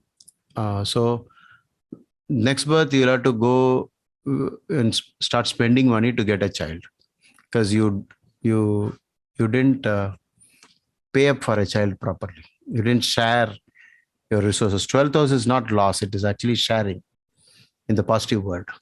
Yeah. House of transaction. Yeah. No, sharing. Because when you translate Parashara's meaning, it comes to translation, right? Of course, we understand that it means sharing. Okay. So another example, Guruji, of the same is that I've seen an orphanage for children misusing the funds, that they receive.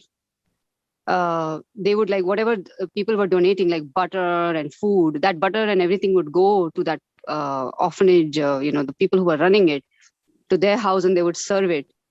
So I'm thinking even that can contribute, right? You're taking away. Yes, definitely. And that is huge sin, because somebody has donated, right? Guruji, even in schools, in those days, when the government gives free food and things like that, like for some government schools, what they do is they take some of the food and they only give a little bit to the children, and then they sell it off. Yeah. So all these faults are basically transaction oriented. And so the same transaction will come. I recently saw a movie where the couple is going to a surrogate mother. I think it's a Hindi movie. That foreign couple one? Yeah, foreign couple, yeah. Mimi, sir. Mimi. I don't remember the name. But I remember always the context. I learn a lot by watching movies only for the sake of connecting to karma. Okay. So if any movie has that content in it, somebody will remind me, please watch that movie, because there's something about what you've been talking. So I end up watching such movies. And the rest of the movies I never watch, if there's no message in it. There's nothing for me to learn. Okay. So in that you will see that struggle, of doing it. But I don't know how it ended. Anyway, I forgot how it ended. But all these expenses are related to some cheating in terms of money only, transaction oriented. Even child labor, no, sir? In all the Right. factories where they pay less to the children and they take so much of work. Yeah. So there will be lots of, wherever, again, that is also a kind of a grabbing only, right? Yeah.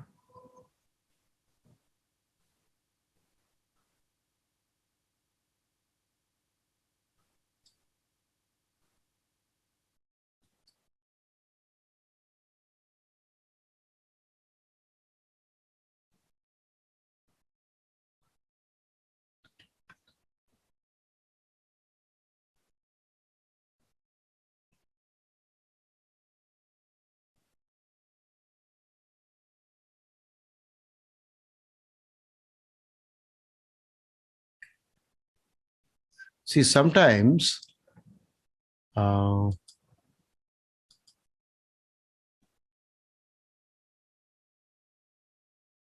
you see this one? So this is about Ketu Dasa, Shani Antardasha.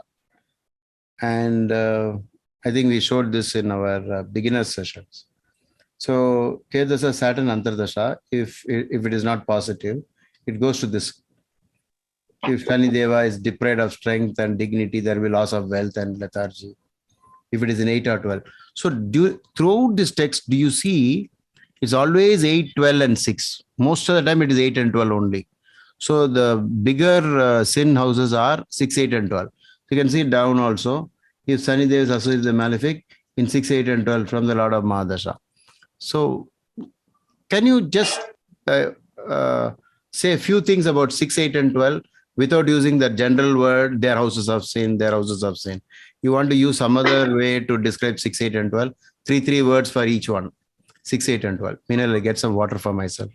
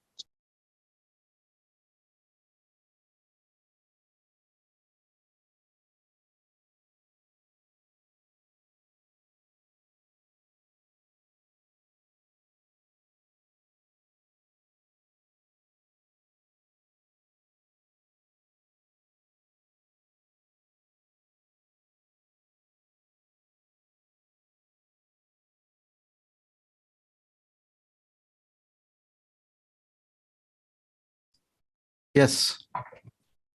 Something about 6, 8 and 12.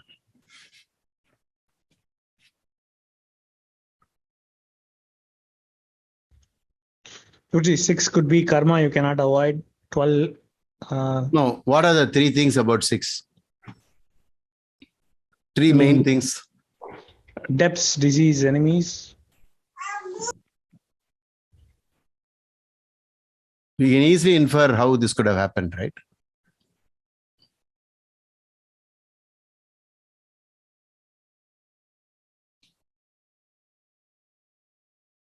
When you do bad things, are we not creating enemies? Yes. If you grab from somebody, will they take you as your friend?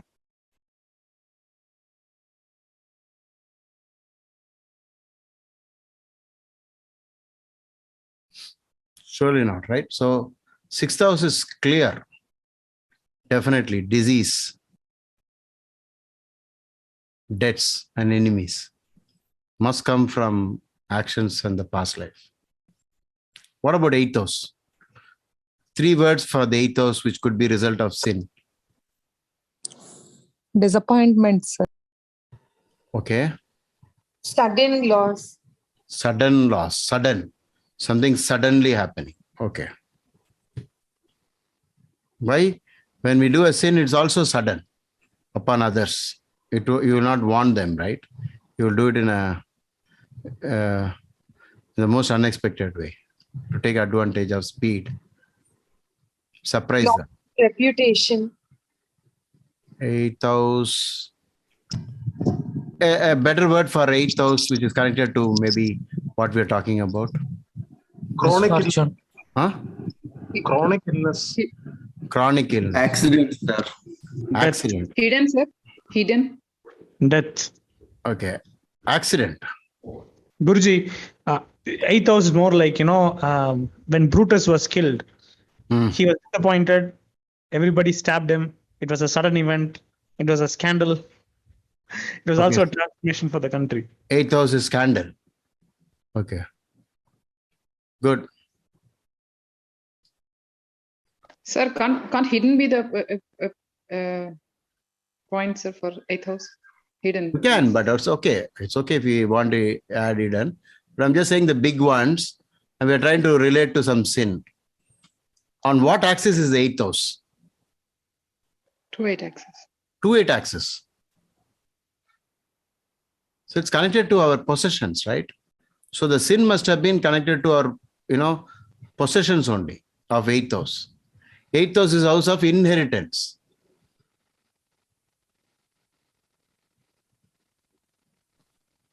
So if you don't get inheritance, it's because of not paying your share in the past life of your inheritance.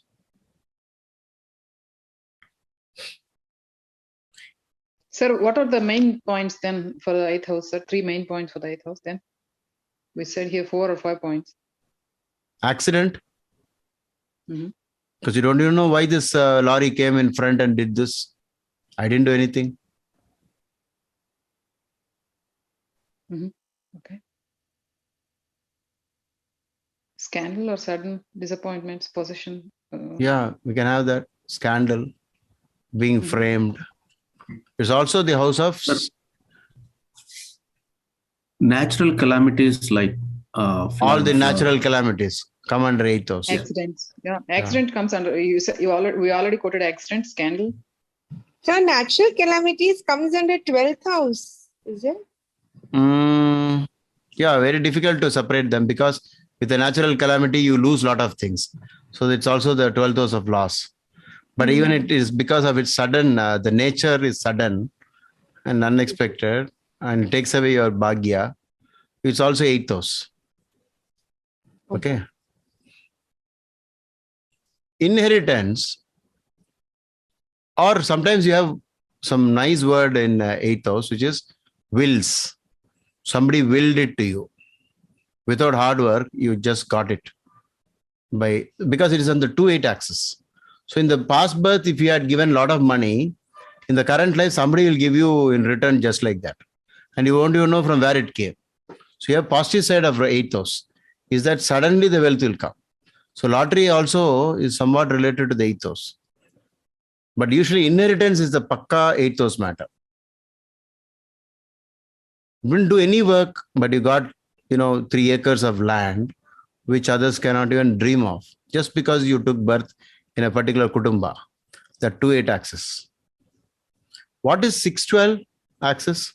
Same axis, falling on 6-12, they're interrelated.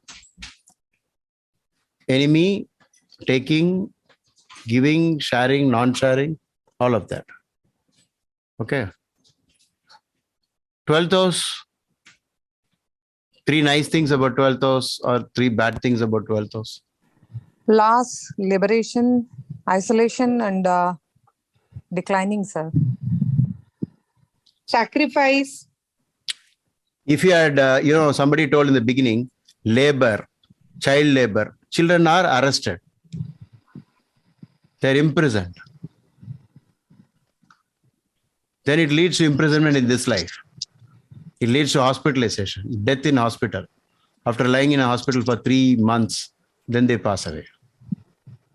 Helplessness, so on. Of course, I'm just getting you started on this. It's not that we are looking for exact words. Okay, now you see, at the bottom, fear of premature death may be expected if Shani Deva is Lord of second house or Yuvati's house. Yuvati's Lord is what? Seventh Lord.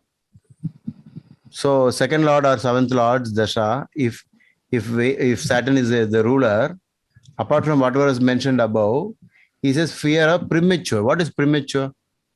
What is death and what is premature death? Untimely. So there is something called the timely also, then there is untimely also. So the untimely thing is something that you can, turn it around. You can alter it very easily with effort.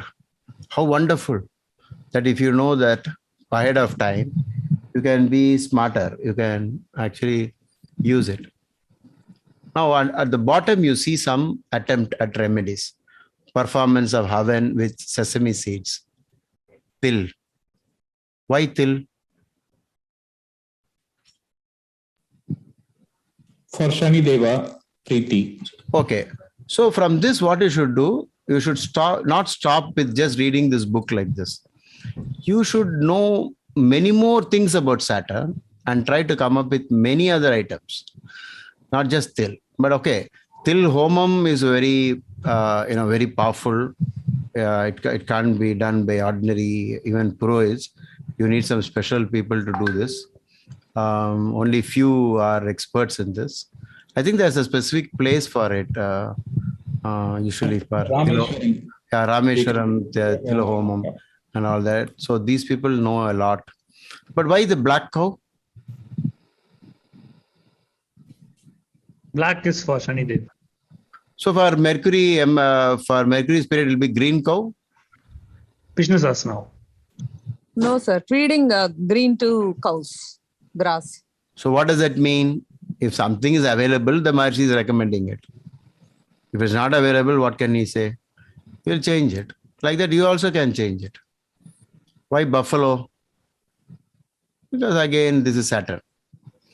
So like this, under each of these, whatever you see, a different approaches, Okay, now it comes here.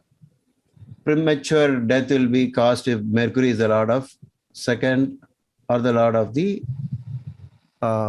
seventh house. Recitation of Vishnu Sahasranama. Here does he say donate something? He doesn't say. It doesn't mean that you don't include anything about charity here. You can do it, but at least follow the book as it is. Recitation of Vishnu Sahasranama.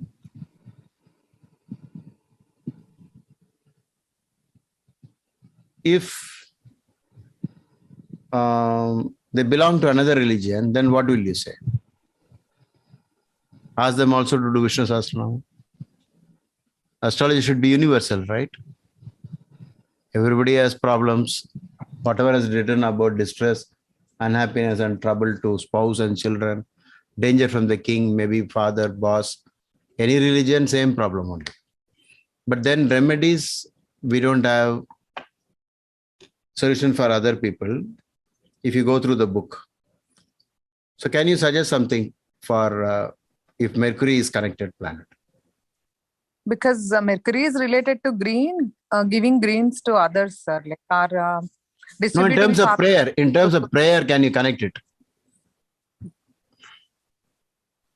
Let's say I belong to Islam, but I believe in the fact that astrology has a lot of meaning and content. Maybe I can gain from a consultation. What should I do? You could recommend that they pray at least on Wednesdays. If Fantastic. They don't. Yeah, fantastic. Now you know Wednesdays are ruled by Mercury. So somehow he's connecting Vishnu to Mercury. So Vishnu might be the ultimate, the topmost God. Okay, so in whatever they're really believing as the topmost, if they believe that that is the God, then they're contacting the same God that we are also contacting. Only thing is we don't have a typical, we can't give them a solution. So you say you pray to your God on Wednesday. There are 3 stars of Wednesday, Mercury. There is a Jesha Nakshatra. Oh, sorry, that doesn't come first. Aslesha Nakshatra. Then there is a Jesha Nakshatra. And then there is a Revati Nakshatra. 3 nakshatras belong to Mercury. So on these 3 star days and every Wednesday of the month, sit down and read your scripture. Go to your place of worship. That's the way you have to tell. The remedy. We can also ask them to write, because Mercury is also about writing. Yeah, you can do anything, because you have to give them, something. Or for example, what Sridevi was mentioning, Mercury is green. Ask them to give a lot of green things to cows. So once you know the signification of each planet and you try to reason out what is he trying to tell, from that you can create some ideas. Okay. Sorry, sir. One. Go. Yeah. So go ahead. Sir, my doubt is when Parashara is telling us to read Vishnu Sahasranama, if we guide him to read some other scriptures, so that actually according to Sanatana Dharma, every name has some power. So if we read Quran, that is not misguiding him, sir. So actually Maharshi's words are final. Correct. There's no doubt about that. But then you can tell him it's not about right or wrong, because if the Maharshi was available at the time when there was Islam and Christianity, he would have incorporated something for them. That's what I think. But in those days, there was nothing, right? Because these things, Abrahamic religion, came only 2000 years ago. But how do you know whether astrology is working for everyone? I'm reading horoscopes of people who are not belonging to Hinduism at all. And still, it is the same thing. The same experience is coming to them. So instead of saying Vishnu, for example, I saw if Lagna Lord is in the 9th, whatever religion they belong to, they're believing that form perfectly, 100%. They're always talking about God. Okay, comparing is fine, but whatever you spoke is a personal, or maybe there's some truth in it, because why should we alter the text? But in this case, normally we don't alter it. But in this case, we don't have any other option but to tell him, don't worry, pray to your God on Wednesday. Okay. Right. And so, Guruji, the main thing that I want to ask is, it says pray. So, in the sense that you can recite Vishnu Sahasranam with pray to your God. Yeah. But you can't say donate, because that becomes a different type of thing, or feed a cow green things, or because that just becomes a different, I think, because as Maharishi has given specific only prayer. Your point is only prayer has been stated. No. Yes. Here, you have to also accept that rishis are very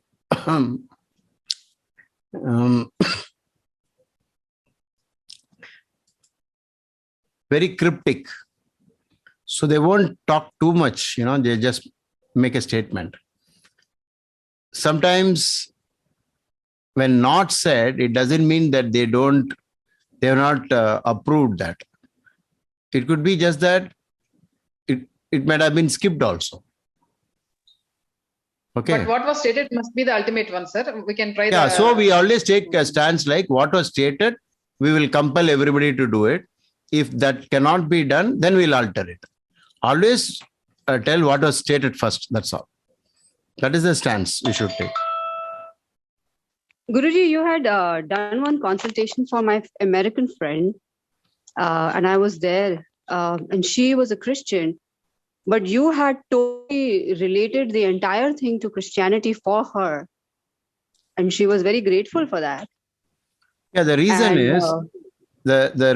is they cannot understand this concept of because they're not trained in that. We're not trained. It's like language. When people are speaking a language, so easy for them.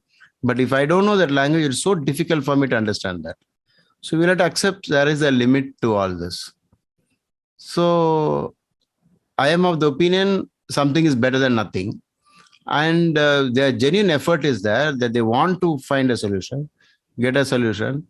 So you can tell them to do in their own way also. But there are many clients who said, no, I want the Hindu way only. And then we say, okay, fine. You can try this also if you want. But let's not confuse others and ask them to follow only our path is correct. Because Sanatana Dharma, if you look at it, you'll be shocked that even disbelief in God is also allowed. What form? In the way that we worship. So many ways are there. There are a certain kind of, a group of people who will think there is no other God except Vishnu. Okay? Then what about other gods mentioned in Parashari text? They will not do it at all. These are personal things, but anyway, very difficult to argue, because if you say, no, he didn't say it, then it is not so easy to argue. So Guruji, one doubt, maybe not to digress. Here, for example, with Mercury, he says, recite Vishnu Sahasranamam. But I think in also the case where there's a guru, or he's also said, like a single Jupiter, Mercury, unafflicted in your ascendant, is like a reverential prayer to Shiva. Is there a reason why there is a Shiva? Is there some grouping on what he says? Yeah, Guru, for Jupiter, he always associates Shiva, Lord Shiva. Okay. Jupiter. How do you know that? I think, okay, since you asked this question, Jupiter Dasha.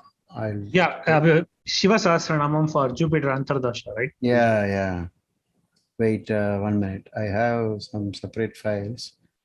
Just a minute.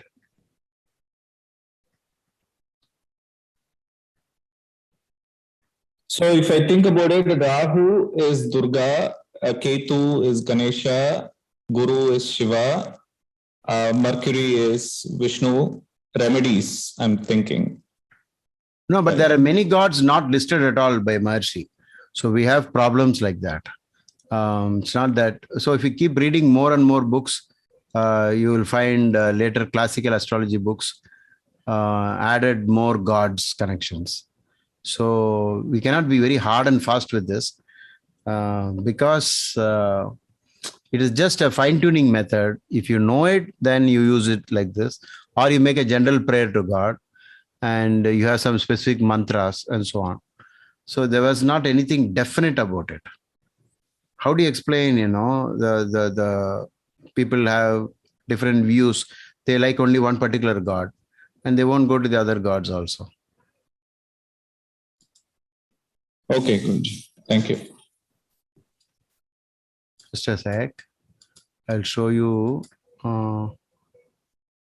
See, this is for Guru Mahadasha, correct? Yeah. Jupiter Mahadasha.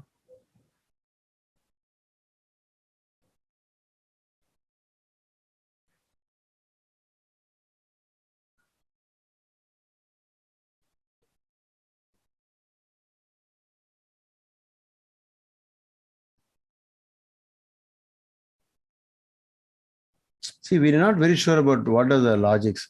Here he's talking about Mangal. He has included charity of cow or bull in charity. One of them. But we do not know what was. Maybe Mars is a male planet and therefore is connecting. Then why mention cow here? Okay. So we understand from all this, it is basically training a person to give up on what they own, which is just the opposite of grabbing. You understand? Because those days, how you will count wealth. How many cows do you have? How many cows I have? He has 100 cows. I am having only 20. Out of that, to give a cow is such a big, they can't do it at all. So it's just training people to learn how to give. Guruji, can I share my screen? I just summarized what we talked so far in terms of... Okay. I'll give you the permission. Just hold on. See here, there will be pain in the body, Deha Bada Bhavishyati. if Guru is the Lord of the second or the Lord of the seventh. The remedy, whatever you have to do is Rudra Japa and Shiva Sahasranama. So for Jupiter, it's always like this. That's why in that sloka that where you quoted is talking about Shiva there and not Vishnu. But I'll tell you one thing. I met an American who had the Jupiter in the ninth as something like, I think, some connection with Lagna Lord in the ninth also. Some I don't remember, but it was Jupiter and 9 connection. So I said, I read out the text as it is. You are a Vishnu Bhakta, then altered it immediately saying, it doesn't mean that you are a Vishnu Bhakta. You could be the Bhakta of your father in heaven, according to Christianity. But he kept quiet. And so throughout the session, he kept quiet. That was a problem I faced. So I had to do a reading, which was like one-sided. And towards the end, I come to know he has memorized the entire Vishnu Sahasranama. And he had memorized Bhagavad Gita as well. And he has been in it from 8-year-old. And he was least interested in women.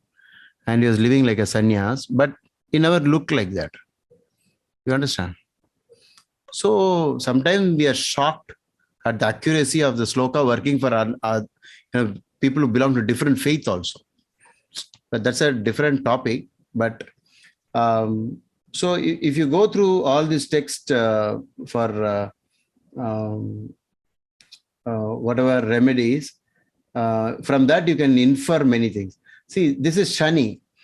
And when the Shani problem is so high, he is talking about Vishnu Sahasranama. So whenever Shani problem is happening, always suggest Vishnu above every other god. And even in the stories, when one Tamil movie I saw, Vishnu is begging to Saturn not to afflict that person. Because Vishnu says he's my Bhakta. I mean, this is just taken from a movie. Guruji, on those lines, can we say if Saturn is on the 9th house, there's more likely that they're Vishnu Bhakta? Or you can say the other way around, they must become if they are not. Okay. And I know many people, Saturn in the 9th, they're doing temple work, whereas the suggestion itself is do temple work. So some people are not doing it, we want them to do that. So remedies are something like that. Okay. So I think let's let Krishna share the screen.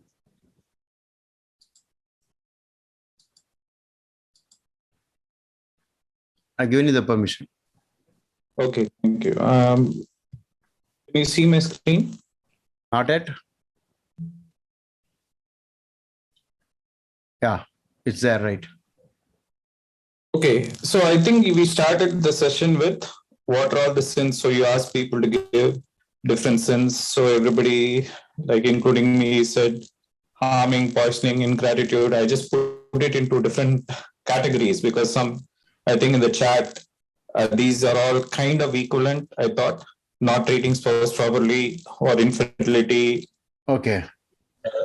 So, and then this is a children thing. And then last one is not believing God or empathy, equivalent.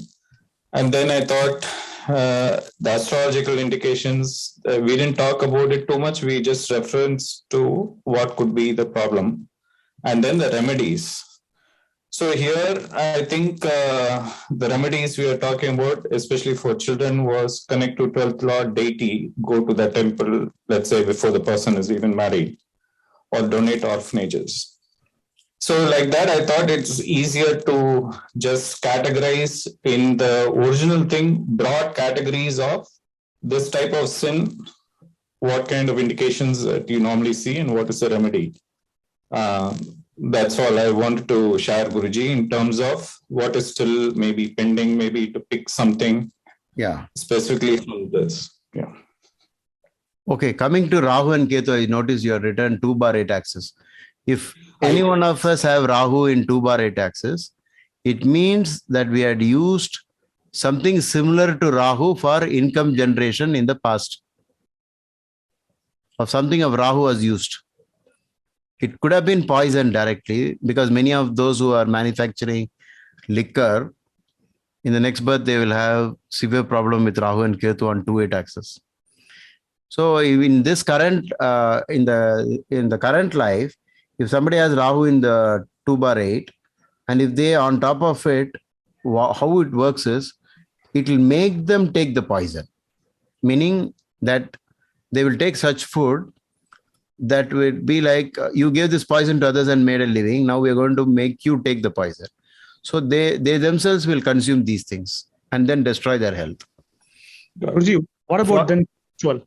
So for that, what you need to do is, you said consume pure food. That's nice. Or keep away from bad food and alcohol and smoke, because it targets the kidney actually. I mean, best way to remember is our famous superstar Rajinikanth has the 2/8 Rahu and Ketu. He entered the movies by showing how he can smoke a cigarette, and most of the movies they'll show him drinking one bottle straight away. So that those are the initial days, but then he had a kidney transplant.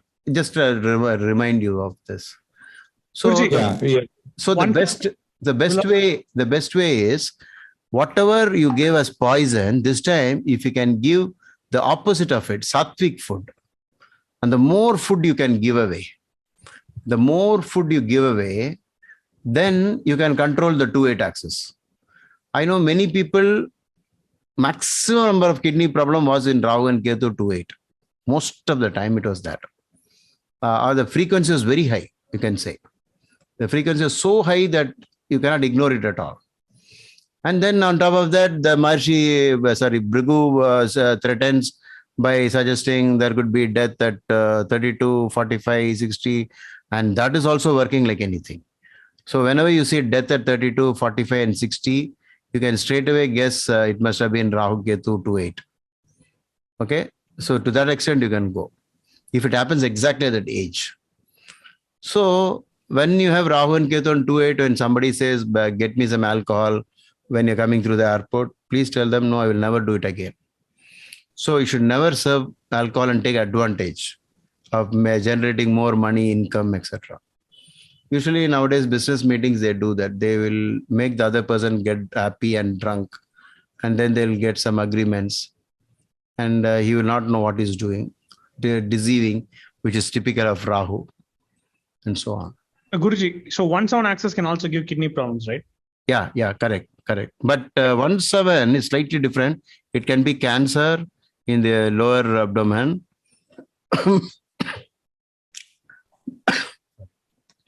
But the main ones caused by the past life selling poison and fear is 2/8 only, not 1/7. Okay, so Guruji, I can stop sharing, but here, for example, the other ones, I think I just thought this could be it, but again, we didn't discuss it, except for the I think the children one. Guruji, okay. So can we say that even the these news channels, they spread a lot of fear? They'll also incur this 2/8 axis Rahu Ketu. They also consume, make you consume fear by their constant news. Maybe it's only passive, Sai. It's not so active, right? Not so active. Maybe passive, because not everybody will fall prey to that.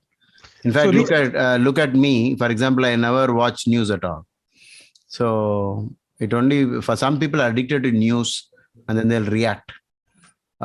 Maybe it's true to some extent, any kind of fear based on fear, but these are usually more to do with the direct poisoning.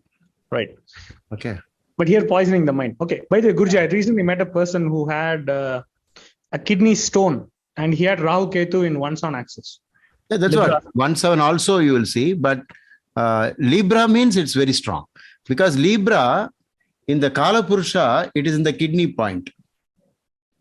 The actual Kala Purusha's kidney is inside Tula. So Tula has a different meaning, Yeah. Yeah. The reason I put this because I have Tula and I have 2/8 axis. So already trying to be careful with it. Maybe taking. Guruji, what about the 6/12 axis? What story can we say if Rahu Ketu is in 6/12? Actually, 1 minute. I had a question for 2-8, Guruji. The 2-8 that if you are not taking alcohol in this lifetime, or you yourself don't consume, but then you should still contribute to good food, right? Sattvic food for others, correct? Yes, even then you should contribute. Maybe without your knowledge, you'll be consuming food that is still poisonous. You will not even know it that it is poisonous. For example, our typical Indian food, parota, is the #1 cause of cancer. Oh. Yeah. But how many of us know that? We only think cigarettes and alcohol is dangerous. There are so many foods that are actually dangerous. And it will make us, and the best acid test is, the best way to test it out is to tell them, do you like parotas a lot? And they'll say yes. So, Sir, most of the people like parotas, sir, I think, because they are tasty. yeah, that's what. No, not like. They'll be consuming it every day. But then if they have Rahu and Ketu on 2-8 axis or 1-7 axis, they are heading for trouble. Guruji, so back to the story. What do we say about 6-12? If Rahu Ketu is 12?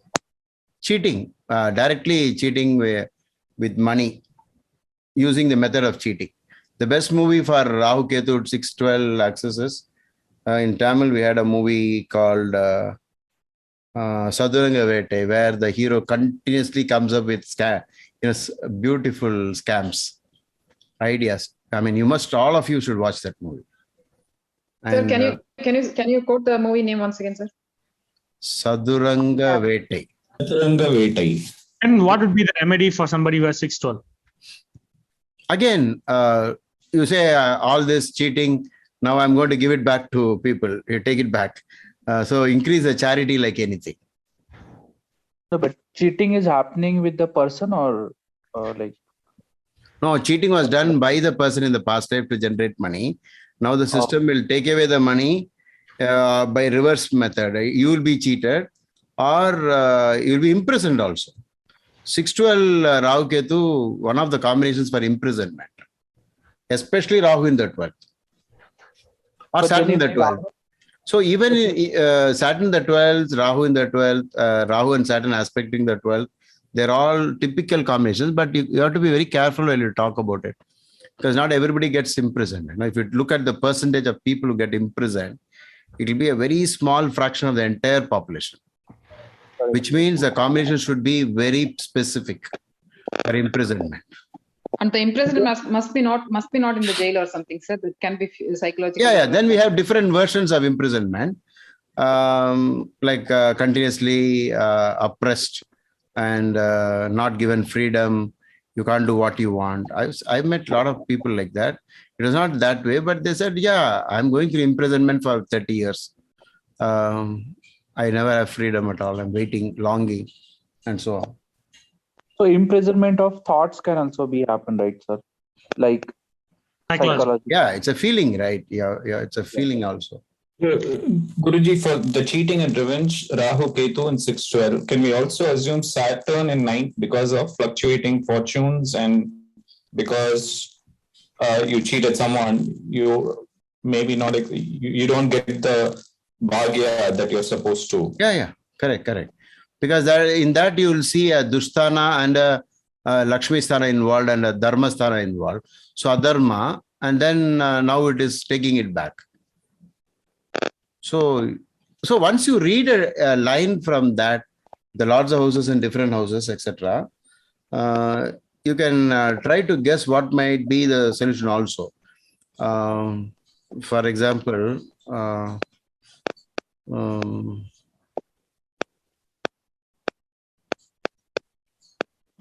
okay, 12th Lord in the first. Read out 12th Lord in the first. I don't have that book. 12th Lord in the first. The key word for that is they will waste a lot of money. How do they do that?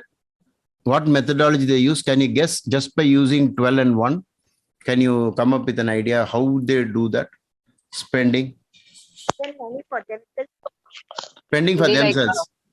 And spending for others, they create restaurants, others, like their friends. Yeah, on Clothes, themselves, like on designer clothes or clothes. something. Okay, let me confess, I have 12th Lord in the first. You got a Rolex watch, Guruji, that we can see. Spendthrift.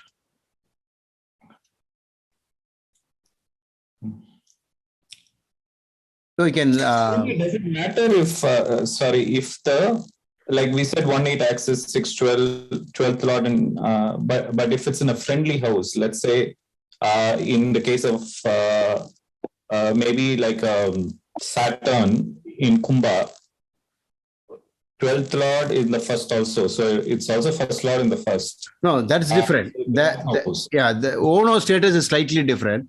Whereas for my ascendant, Makar Lagna, my 12th Lord is not in Onos. In fact, it is in debilitation. Okay. Guruji, adding on to this, I want to know about Rahu Ketu in 410 and 3-9. What do they mean? Wait, let me finish this. So, in my earlier days, before I learned this combination, I used to be very proud about my spending. Okay. Whatever my dad gives me before I started earning, I was taken care of very well. I used to be the richest boy in the area. Not really rich, but so much money I had. And I will just spend it like that. But over the years, what happened, I noticed when you give it to others, it is giving them happiness. Okay. And that out of that, I derived the happiness. So I modified it as donations. Yeah. Fine. Yeah, but then in case that would be a Jupiter in the first house, right, sir? So it planets. I know what you're saying. The nature of the planet also has to be kept in mind because it's a Jupiter and not some other malefic. But then what I understood later on was the intention is coming from a past life, not sharing. Therefore, this life, it is forcing me to give it back and giving me a bent of mind, which it uses, I'll only buy the most expensive things. So in my college, they'll always ask me, where do you get the jeans from? It is from US. It is from this place or that place. So that spending later, I found out if you can channelize it into proper donations. Then when I joined Rotary, I started organized way of, donating money. So then once I started doing that, this urge for, wasting the money stopped. So ultimately, there will be something that happens in it, but to find the right way of doing it. Okay, the right way is to donate and finish it off for the 12th Lord in the first. Okay. So whatever you can read from the text, you find the meaning, try to guess what must have happened in the past life. And also one way to do all this is by talking to the person whose horoscope you are reading, you can know a lot of things. Suppose you ask me, before I told you the story, are you interested? I mean, are you hell bent on emptying out your wallet? I'll say yes. Okay. So what? Does it happen more when you are in the 12th Lord's Dasha, Antardasha or Bhukti? Okay. It happened maximum. The Dasha of Jupiter, I did maximum donations. When Shani Mahadasha started, I have actually decreased my donation. That's the truth. The maximum donation was in my Jupiter Mahadasha. Okay. There will be something to, the timing of events also with the planet concerned. But even without that, I still love to see that nice reaction in a person, how nice it is. Otherwise, this money is just going to go for some, electronic item or something. Now I stopped that urge. Now my son is coming from US. He says, can I buy something for you? I said, don't buy. No, the latest something has come. No, so what? I'll use the old one. So over the years, I've changed that habit.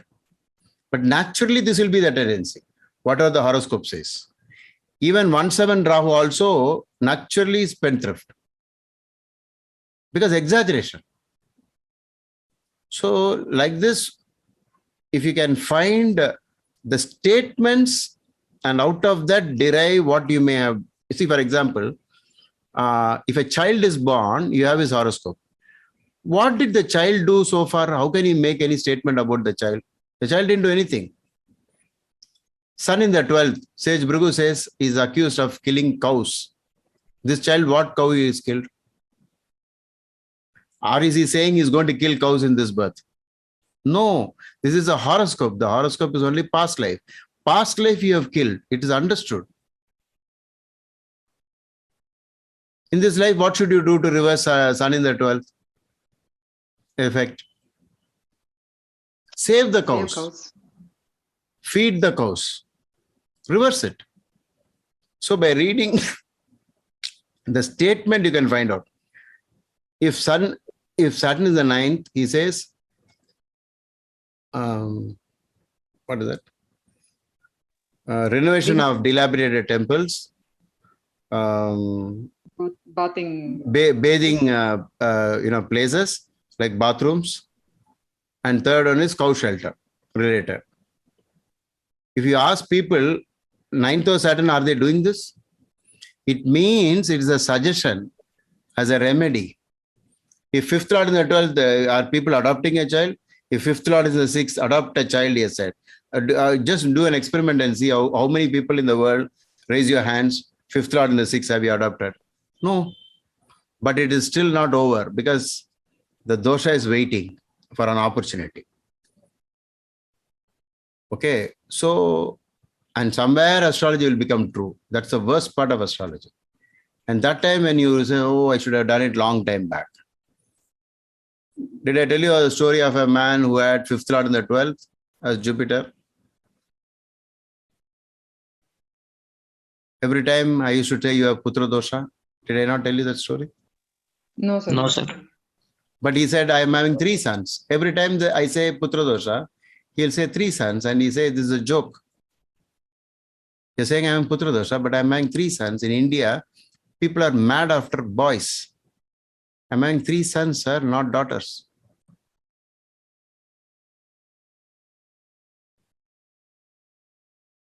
So he refused to do any remedy. Okay. Are you not inquisitive to know what happened there? Yes. One of the sons committed suicide at a very young age. And the first son... Then he did remedies, sir? No. Oh. Not convinced. So there the loss of child happened directly to prove the point. So there are people in astrology, belief in astrology, they'll say it is there, therefore it happened. What remedy should I do for that? Anyway, it would have happened. So people are there who can talk like that. That's the sad part of astrology. It is there, no? 5th Lord in the 12th. Children go away. Guruji, now coming back to Rahu Ketu in 410 and 39. No, I want to know more about this 5th Lord in 12th. Children go away, sir? Go away to another land. It's better than going like this. But the man who's having that combination, the person who's having that combination should immediately start taking care of other people's children and losing to other children instead of losing a child. Sir, is it 5th Lord in 12th or 12th Lord in 5th, sir? This one is 5th Lord in 12th. 5th Lord in 12th, okay.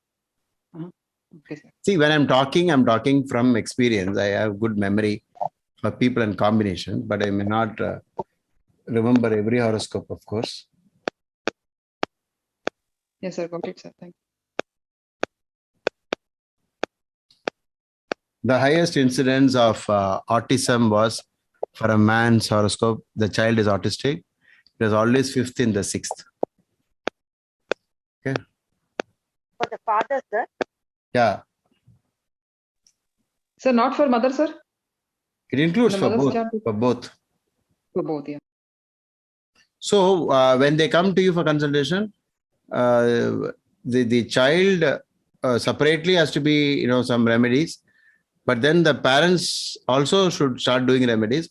One, in an effort that this dosha doesn't get carried forward to the next life. And second, if whatever is left off in this life, it can get a lot better. What can we do? What can we suggest for the child, sir? If people are in the sixth, if a mother or father is there and child is autistic, what can we do for the child? There is always, we can suggest everything according to Parashara text. Dasa Bhukti wise, every time they're going through a bad period, they can ask them to do those remedies. Mm-hmm. Okay. Yeah.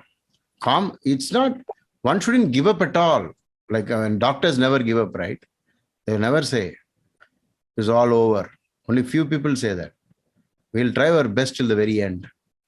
So, and that is the human spirit. Sir, but autistic children do improve, sir.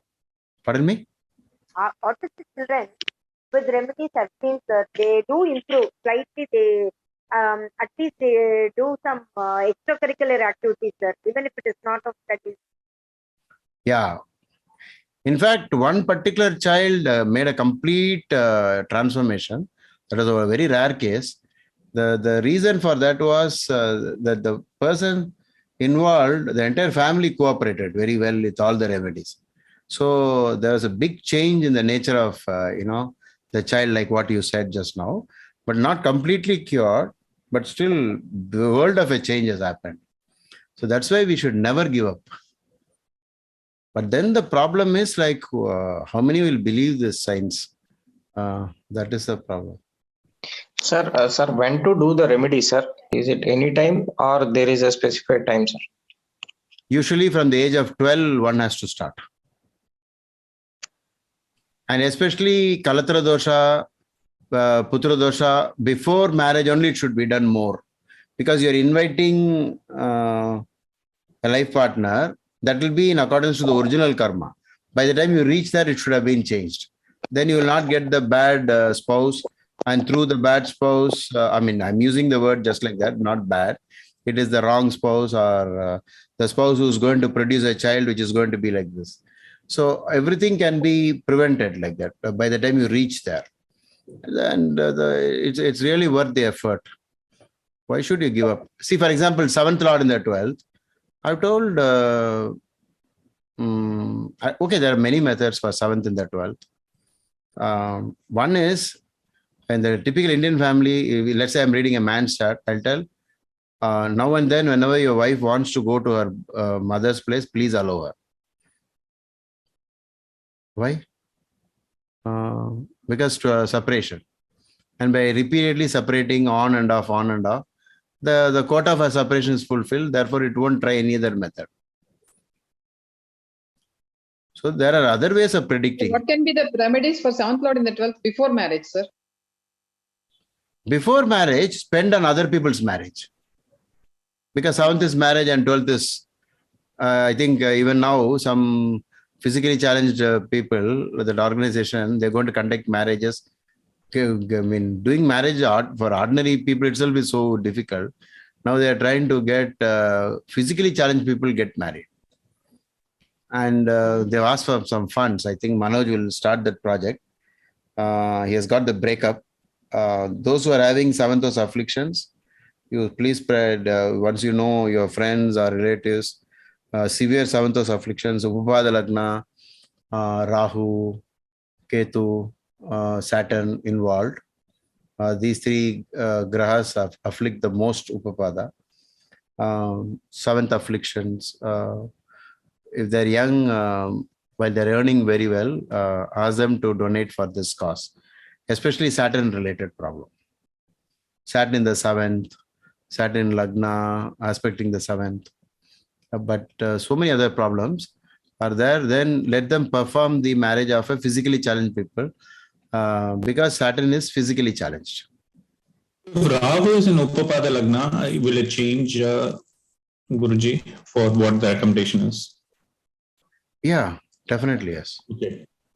But there's a slight difference between Rahu and Ketu. If Rahu is in Upapada Lagna, in the past life, directly cheating on in marriage. I think somebody typed words like infidelity and so on. But Ketu in the seventh is slightly different. You gave up and you just walked away. The person walks away from marriage and children at the same time. That is spouse and children at the same time.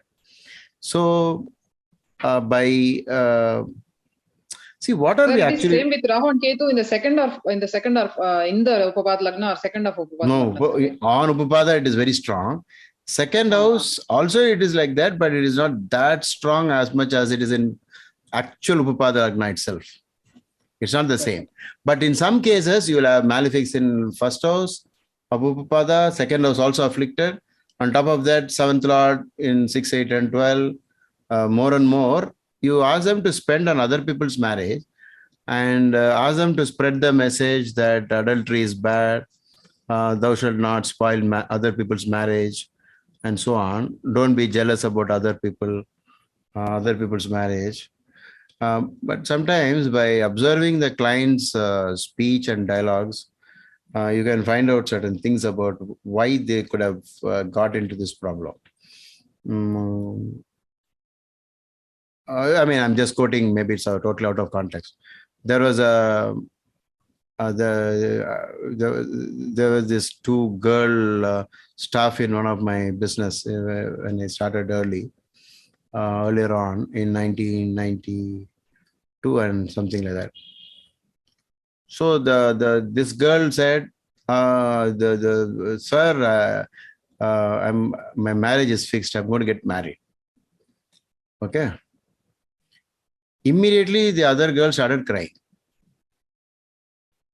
And I didn't understand why that happened. She was crying for almost the whole day. Then I kept asking her, why are you doing this? No, she's getting married. I'm not getting married. So this kind of jealousy, comparison, generalization, all of that comes under Rahu and Ketu only. Like, but the children are always like that, sir. Even the grown-ups are all comparing with others in bad. Yeah, that is why we are having so much of sins in this world. Why are you comparing? Because you are feeling you are not the same. So the right knowledge that in everything God is there. I'm so happy she is also getting married. I mean, that's the way. Of course, when you say everybody is like that, that is why everybody is a sinner. Okay. Correct. Yeah. That is why so much of problem in life, human life. Why Buddha said human life is filled with suffering. Sir, if a boy has to Lord in the 12th, his bride, generally his bride will also, it will attract like that only, sir? Usually, yes. Usually the likes will attract. Birds of a feather flock together, it will try to attract.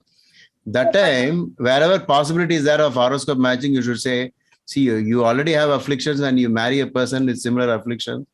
The afflictions are going to become real. You find another person, he finds another person is the best solution. But only in Putra Dosha, identical things has to be, there.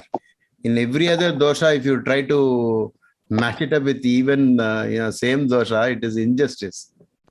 Then suppose the girl has good 5th Lord placement or Jupiter well placed, then it will at least cancel that. Yeah, it will. And then finally what will happen with the 7th and the 12th, etc. The man will go to some foreign country for 6 months, 1 year, and then come back. Like that, they will go through without any major separation and fight. So the geographical separation can happen. So there's so many ways of looking at it. But usually on a one-to-one basis, astrology is so specific. Only by talking to them, you can find out their mindset. And then accordingly adjust the remedies also. Some people don't believe. I think I told you this enough number of times. One man gave me a lecture, 30-minute lecture on why you shouldn't donate money. Why you should not help anybody in this world. He gave me a 30-minute lecture. So it's only based upon their individual, like some people say, I don't believe in God. Then what puja we can say? So if you go through the text, you will see some places giving away curd is mentioned, give a goat in charity, or this one, that one. From that, you should understand, if you know more about planets, you can increase the type of material you can give away also. Okay. I think, yeah, we have come to the end of our session. This is not, this is almost like not that we have completed it. We could go on and on with this, but Rahu Ketu 410 39. 39. 39 and 410. 410. Can anybody guess what could be Rahu Ketu 410? Cheating in work. Exactly. And cheating in property. 39. Communication. Cheating. No. Cheating in God's place, God's work. There are a lot of people who do that. They take from the temple itself. They steal from the temple. Sir, cheating the siblings, sir. Cheating the siblings. Like that. So Guruji, for the Rahu Ketu then, there's actually no axis, which is good. Right? Rahu Ketu describes all our sins at one shot. So since we are born again and again, we are all sinners only. That is why in the Christian prayer is we are born sinners. So they have their own story. But I mean, the level of the quantum of sin may vary according to the entire chart. We are not the same. Even if I have Rahu and Ketu on 1/7, you also have 1/7, another person has 1/7. It doesn't mean They the can have quantum is debilitated the same. extra, sir. Someone They'll have something more, something less, and so on. But ideally, there'll be something common. You look at Rahu Ketu, any place it is a problem. Yeah. Guruji. No, sir. Huh? 3, 6, 10, 11 Rahu. That's good. Which one? 3, 9. 3, 6, 10, and 11. Upachaya houses. Oh, yeah. That is a separate rule which says that if Rahu is placed in 3, 6, 10, 11, it is improving. Even there, the words used is Upachaya. Upachaya. It's not a complete good, but of that, the 11th house is the most superior one. Guruji, so talking about remedies, you said 12th Lord in Lagna, you had a lot of expenses and then you changed. Now, or you said you're more like you redirected towards donating. Okay. Now, would that logic also apply, like say if the 12th Lord is in the 5th or 5th Lord in the 12th, then instead of it being a negative scenario, can the person change that karma by donating or helping that significance? Is that possible? It is. That is the effort. But the point is, it doesn't completely go away. Okay. It doesn't completely go away. There will be residual, karma. So occasionally, I suddenly get that feeling I should spend. I'm not completely conquered it. You understand? So I'm just giving you from my own experience. So it is like I'm fighting with it. Like that, everybody has to fight. So if you're having, yeah. Have you checked the Antardasha, Pratyantardasha at those times? Antardasha is enough. Antardasha is enough. Yeah, Pratyantar, of course, if you want, you can. You can go up to the Sukshma also and go to, Pratyantar. These are all. Okay, but what is so important about predicting an event, explaining an event? Instead of that, one should move on to how can we correct these faults. We already proven astrology. So once you proved astrology, you no longer have to worry about all these accuracies. You have to spend more time. How can I change everything? How can I become a better human being? What are the things that I should do to make it better? I think that should be the way, we all should go. But for the less informed, they are looking for something like when will I buy a house, when will I get married and so on. You'll have to follow the rules of Dasha, Antardasha, timing and everything. But for people like us, we have moved beyond that. We are more worried about what should we do to make sure the next horoscope is good. Sir, I have one question, sir. For remedy, in the remedy aspect, sir, is there any remedy for Saturn Mars mutual aspect, sir? That is all Shanti mantras. The fight, the opposite of fight. Preaching ahimsa, all the Shanti mantras, which ends with Om Shanti, Shanti, Shanti, that one. Out of that, if it is on what axis, you should find out. Is it on work axis? It is not 17 axis, sir. It is not 17 axis. 17 it is surely Sahana Bhavatu only. You have to say Sahana Bhavatu, and you have to train themselves to love the other person. Actually, the 7th house is not spouse. It is always the most important other person. And all our sins are only directed towards the other person. So 7th house is heavy. And have you ever wondered why it is also Maraka? It's only because of that. All our stress is because we are opposed to the other. We went against the other. If only we go for ahimsa and love for others, this Marakatva of the 7th will have to be removed by any Maharishi. But he won't, because he knows that the 7th house. Why 2nd house Maraka? We already said that, right? Family, sir. No, 2nd house is income. Greedy. 2nd house is income. And out of the search for income, you risk so much that you don't even bother about your health. And that leads to health problems. Sir, this Saturn Mars mutual aspect, will it decrease because of Jupiter aspect on both the planets, sir? Surely, yes. Sorry. Yeah. If it is on the same axis, it will reduce. Surely. But Saturn Mars mutual aspect is a tough one. I know that. It doesn't fade away so quickly. It comes from a deep-rooted something from the past life. Strong one. It is very strong. Like this, you have some special things to remember about planetary combinations. Some are milder, some are very strong, and so on. Sir, what does that mean, sir? If the Jupiter has both on the planets aspects, sir, even though they are mutual aspecting? It means that with remedies, the person can change the problem, can overcome the problem. Whenever Jupiter aspects anything, what is aspect? Can anybody say what is aspect doing? You are disturbing it. How does it translate into our life as what do you mean when you say aspect? You are interfering. Something like a guru, for example, could maybe a friend or you or astrologer, somebody could guide. So there's an aspect of guru there. Guidance. Influence, the influence. What is that we are actually doing is, suppose I'm turning my eyes like this and looking at this interface, audio interface. When I'm looking at that, I'm thinking about it. I'm connecting to that activity. So it's actually my intention. So that is the reason why they're saying Jupiter aspect is much better than Jupiter sitting in a house.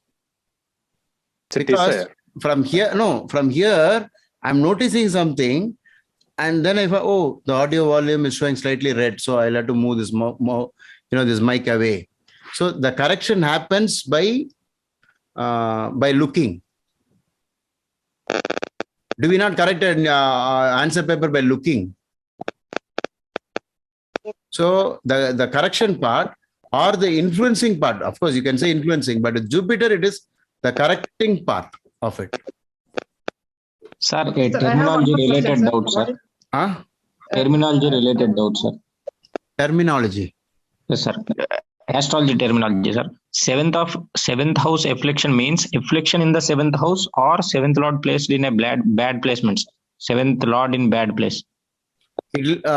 Primary, when you say house is afflicted, the 7th house itself is having a lot of problem, malefics, aspect, conjunctions, and 7th lord of afflicted is the planet can be elsewhere and got into trouble. Like for example, it got into 6, 8, and 12. So there are 2 levels of affliction. Sometimes you will see both occurring in the same time, which means it will be extraordinarily bad. It will be house is afflicted, Lord is afflicted, Karakatva is afflicted. The Karaka Graha is also afflicted. If you're reading children, 5th is afflicted. Lot of bad planets. 5th Lord is afflicted. Guru is also afflicted. The Karaka for children. Sir, suppose the 5th Lord is in the 12th. But suppose the Jupiter is well placed, then there is some hope, no, sir? Yeah. Sure. Definitely. Sir, Sir, with this last Saturn Mars thing, mutual sir. aspect, sir, I want to go first. The Saturn Mars conjunction, is the person himself violent, sir, or the violent things happen in that person's life, sir? Is it your chart or something you're reading? Not my chart, sir. Not my chart, sir. Yeah, they have to be very careful in marriage because violence can be in marriage. It is not on 1/7 axis, sir. It's not 1/7. Okay. Which axis is this? It is second and 5th house, or third and 11th house, sir. Mars. How can Mars it is be? in the 11th You're house saying and mutual Saturn is in aspect. the. It'll be on an axis, right? Or are they okay? Okay, Mars by 4th house aspect and Saturn by 10th house aspect. Yes, sir. Yes, sir. That is not so bad. I was all the time thinking about mutual aspects straight away. That 7th house. Okay, only in 7th there is so much of violence.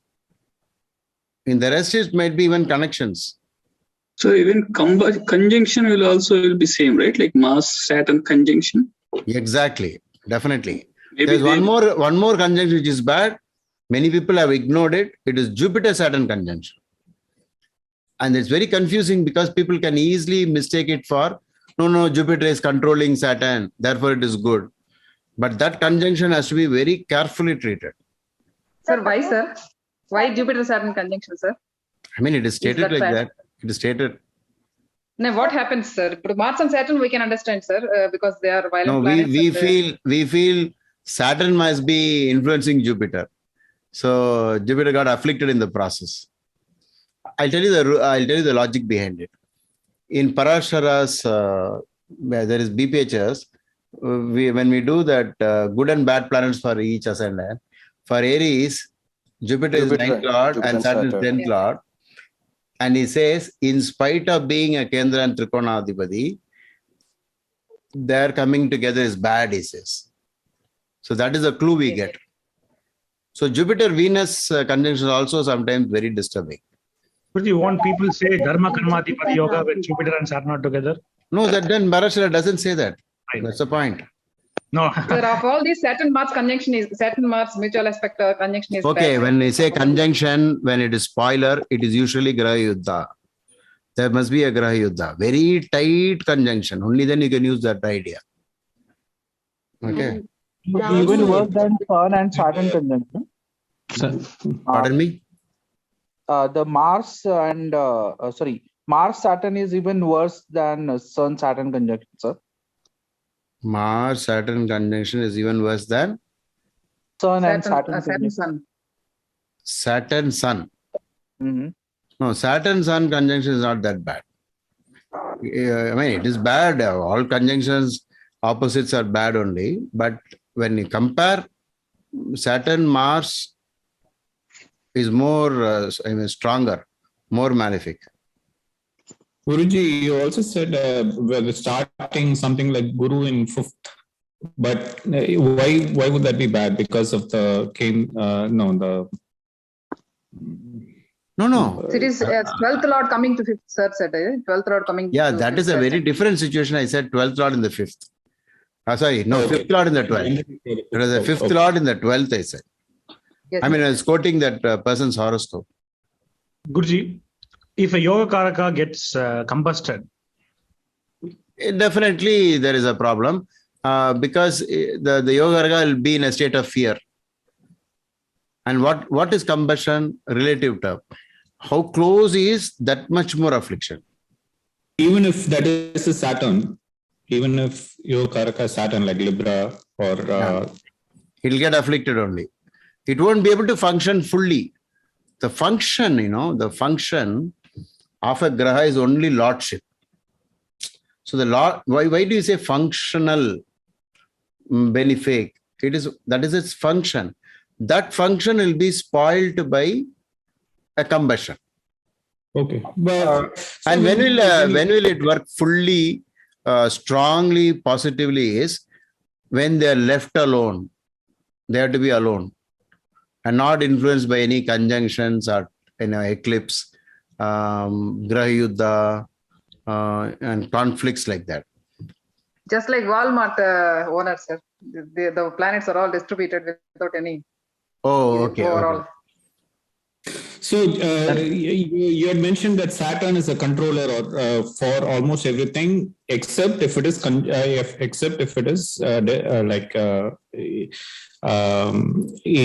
close to the sun. Like, yeah. So when you read any yoga, it should be without affliction. With affliction, you will still get some result, but it won't be great. It will be, see, just imagine these things. Now, if you think I am your Yogakaraka, as in this class, if somebody, the moment they open the door like this, something happens.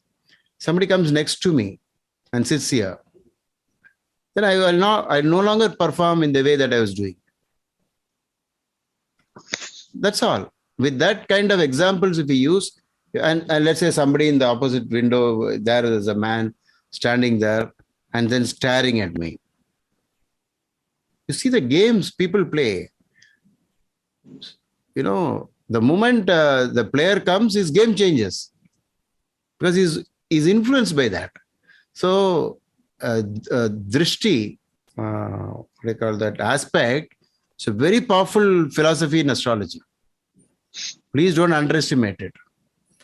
The moment somebody is looking at us or I look at something, there is lot of that intention, everything will change after that. I was watching that day in snooker, a world-class player playing, a newcomer has come. He is mentally down because the new player is thinking more about him and then forgetting the game itself. So he's making mistakes that he normally doesn't make. And the young boy is casually playing. He doesn't care. For him, he's playing against his guru, who's been watching. He's been watching for years as a role model, and he's happily playing, and he's doing very well. But what happened to the other guy? Has he forgotten to play this game? Influence by the looks, or what you look, or how people are looking at you. So there are only three effects. One is either I am with somebody, or I am looked upon by somebody. These two things can influence me a lot. But sir, last doubt, sir. Malefic Yogakaraka, will it afflict this Yogakaraka for no, Mars? It's not about Yogakaraka or anything. Planet, when they look, whatever is their nature, by natural nature, what do you call what is the word for that? If it is natural malefic, natural benefic, only that should be considered. You should not say, no, this is a good planet, therefore a good planet means functionally is good, so is looking, it is good. That view has not been accepted by the rishis. They only treat good and bad planets for aspects as it is, without bringing in the function. How about the conjunction of the even that? Yeah, no. See, otherwise you can say like this. Oh no, my sun is my fifth lord, therefore he doesn't combust anybody. Can you say that? You cannot say that, right? See, for Mesha Lagna, sun will be fifth lord. If sun is combusting somebody, will you accept combustion or not? It's still combustion, yeah. You will still take it, no? Like that you have to use it. Sir. The problem is when you are doing your own chart, you will wish that all this doesn't work. I don't want my planet to be combust, so you think like that. But the rules are not like that. Okay, I think we'll stop. It's 11 Sir, one last thing, sir. Yeah. Sir, what happens when 6-7 lords interchange, sir? Change houses. They should be very careful in marriage, selecting the spouse. And once they're married, they should never spark off a fight, because once you start a fight and the person has 6th and 7th parivartana, it's all over. Sir, if it applies as if both are Subhagrahas, sir. Even then they're risking it. Either they're Subhagrahas or Asubhagrahas. 6th and 7th parivartana, you have to be very careful. And not only this, sudden health problem. I know of a couple where there was no fight at all, but 6th and 7th parivartana, a single infection came in 3rd day, the lady passed away. So I'm surprised at what medical science is doing even today. Can't they just give some antibiotic? No, it went straight into her brain, and she died on, very quickly. Sir, what is the suggestion for them, sir? I mean, ritualistic remedy or something. Ritualistic, you connect to the planets and do all the required pariharas. And then Dasa Bhukti wise, whatever the Rishi say, those pariharas. But 6th and 7th, best remedy is to get people married, or help in the process of marriage. Guruji, any parivartana between 6 related to 6, 8, 12 is not good, no? For other houses. Yeah. Example 10 and 12 parivartana like that. Yeah. 10,000, 12,000. Yeah. Most of it will be bad only. Okay, read the text, lot of houses in different houses. From that you take, but Parivartana will double confirm everything, whatever is stated. Okay, 10th in 12th, 12th in 10th, one mistake they make with the government, it's all over. They will be in deep trouble. So like that you should know. And for them, what is the remedy? Ask them to go for long distance pilgrimage by foot, on foot. They have to walk a lot of distances. But all this sometimes, in the modern world, it's all impractical. Who will go by staircase, Tirupati? Can only go by car. Okay. Guruji, Fine. What about? Thank you, Guruji. Yeah, we'll stop, Deepak. We'll have a lot more sessions, don't worry. Okay. Yeah. Thank you very much, sir. Good night, sir. Thank you. Good night. Good night. Thank you, Guruji. Thank you, sir. Thank you, sir. You want to chant ending prayer? Yeah. Who's going to do it? Ending? I'll do it. Thank you so much. Thank you, Guruji. Sarve bhavantu sukhinah, sarve santu niramaya, sarve bhadrani pashyantu, ma kaschid dukkha bhag bhavet.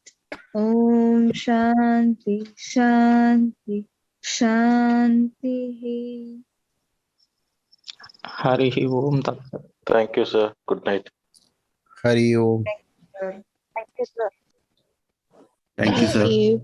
Good night, sir. Bye, sir. Thank you, sir. Night, sir. Thank you. Good night. Thank you, sir. Thank you, sir. When the video is done, I'll be showing up all the discussions in the chat. It will come up. Always watch till the very end the video. Okay? Yeah.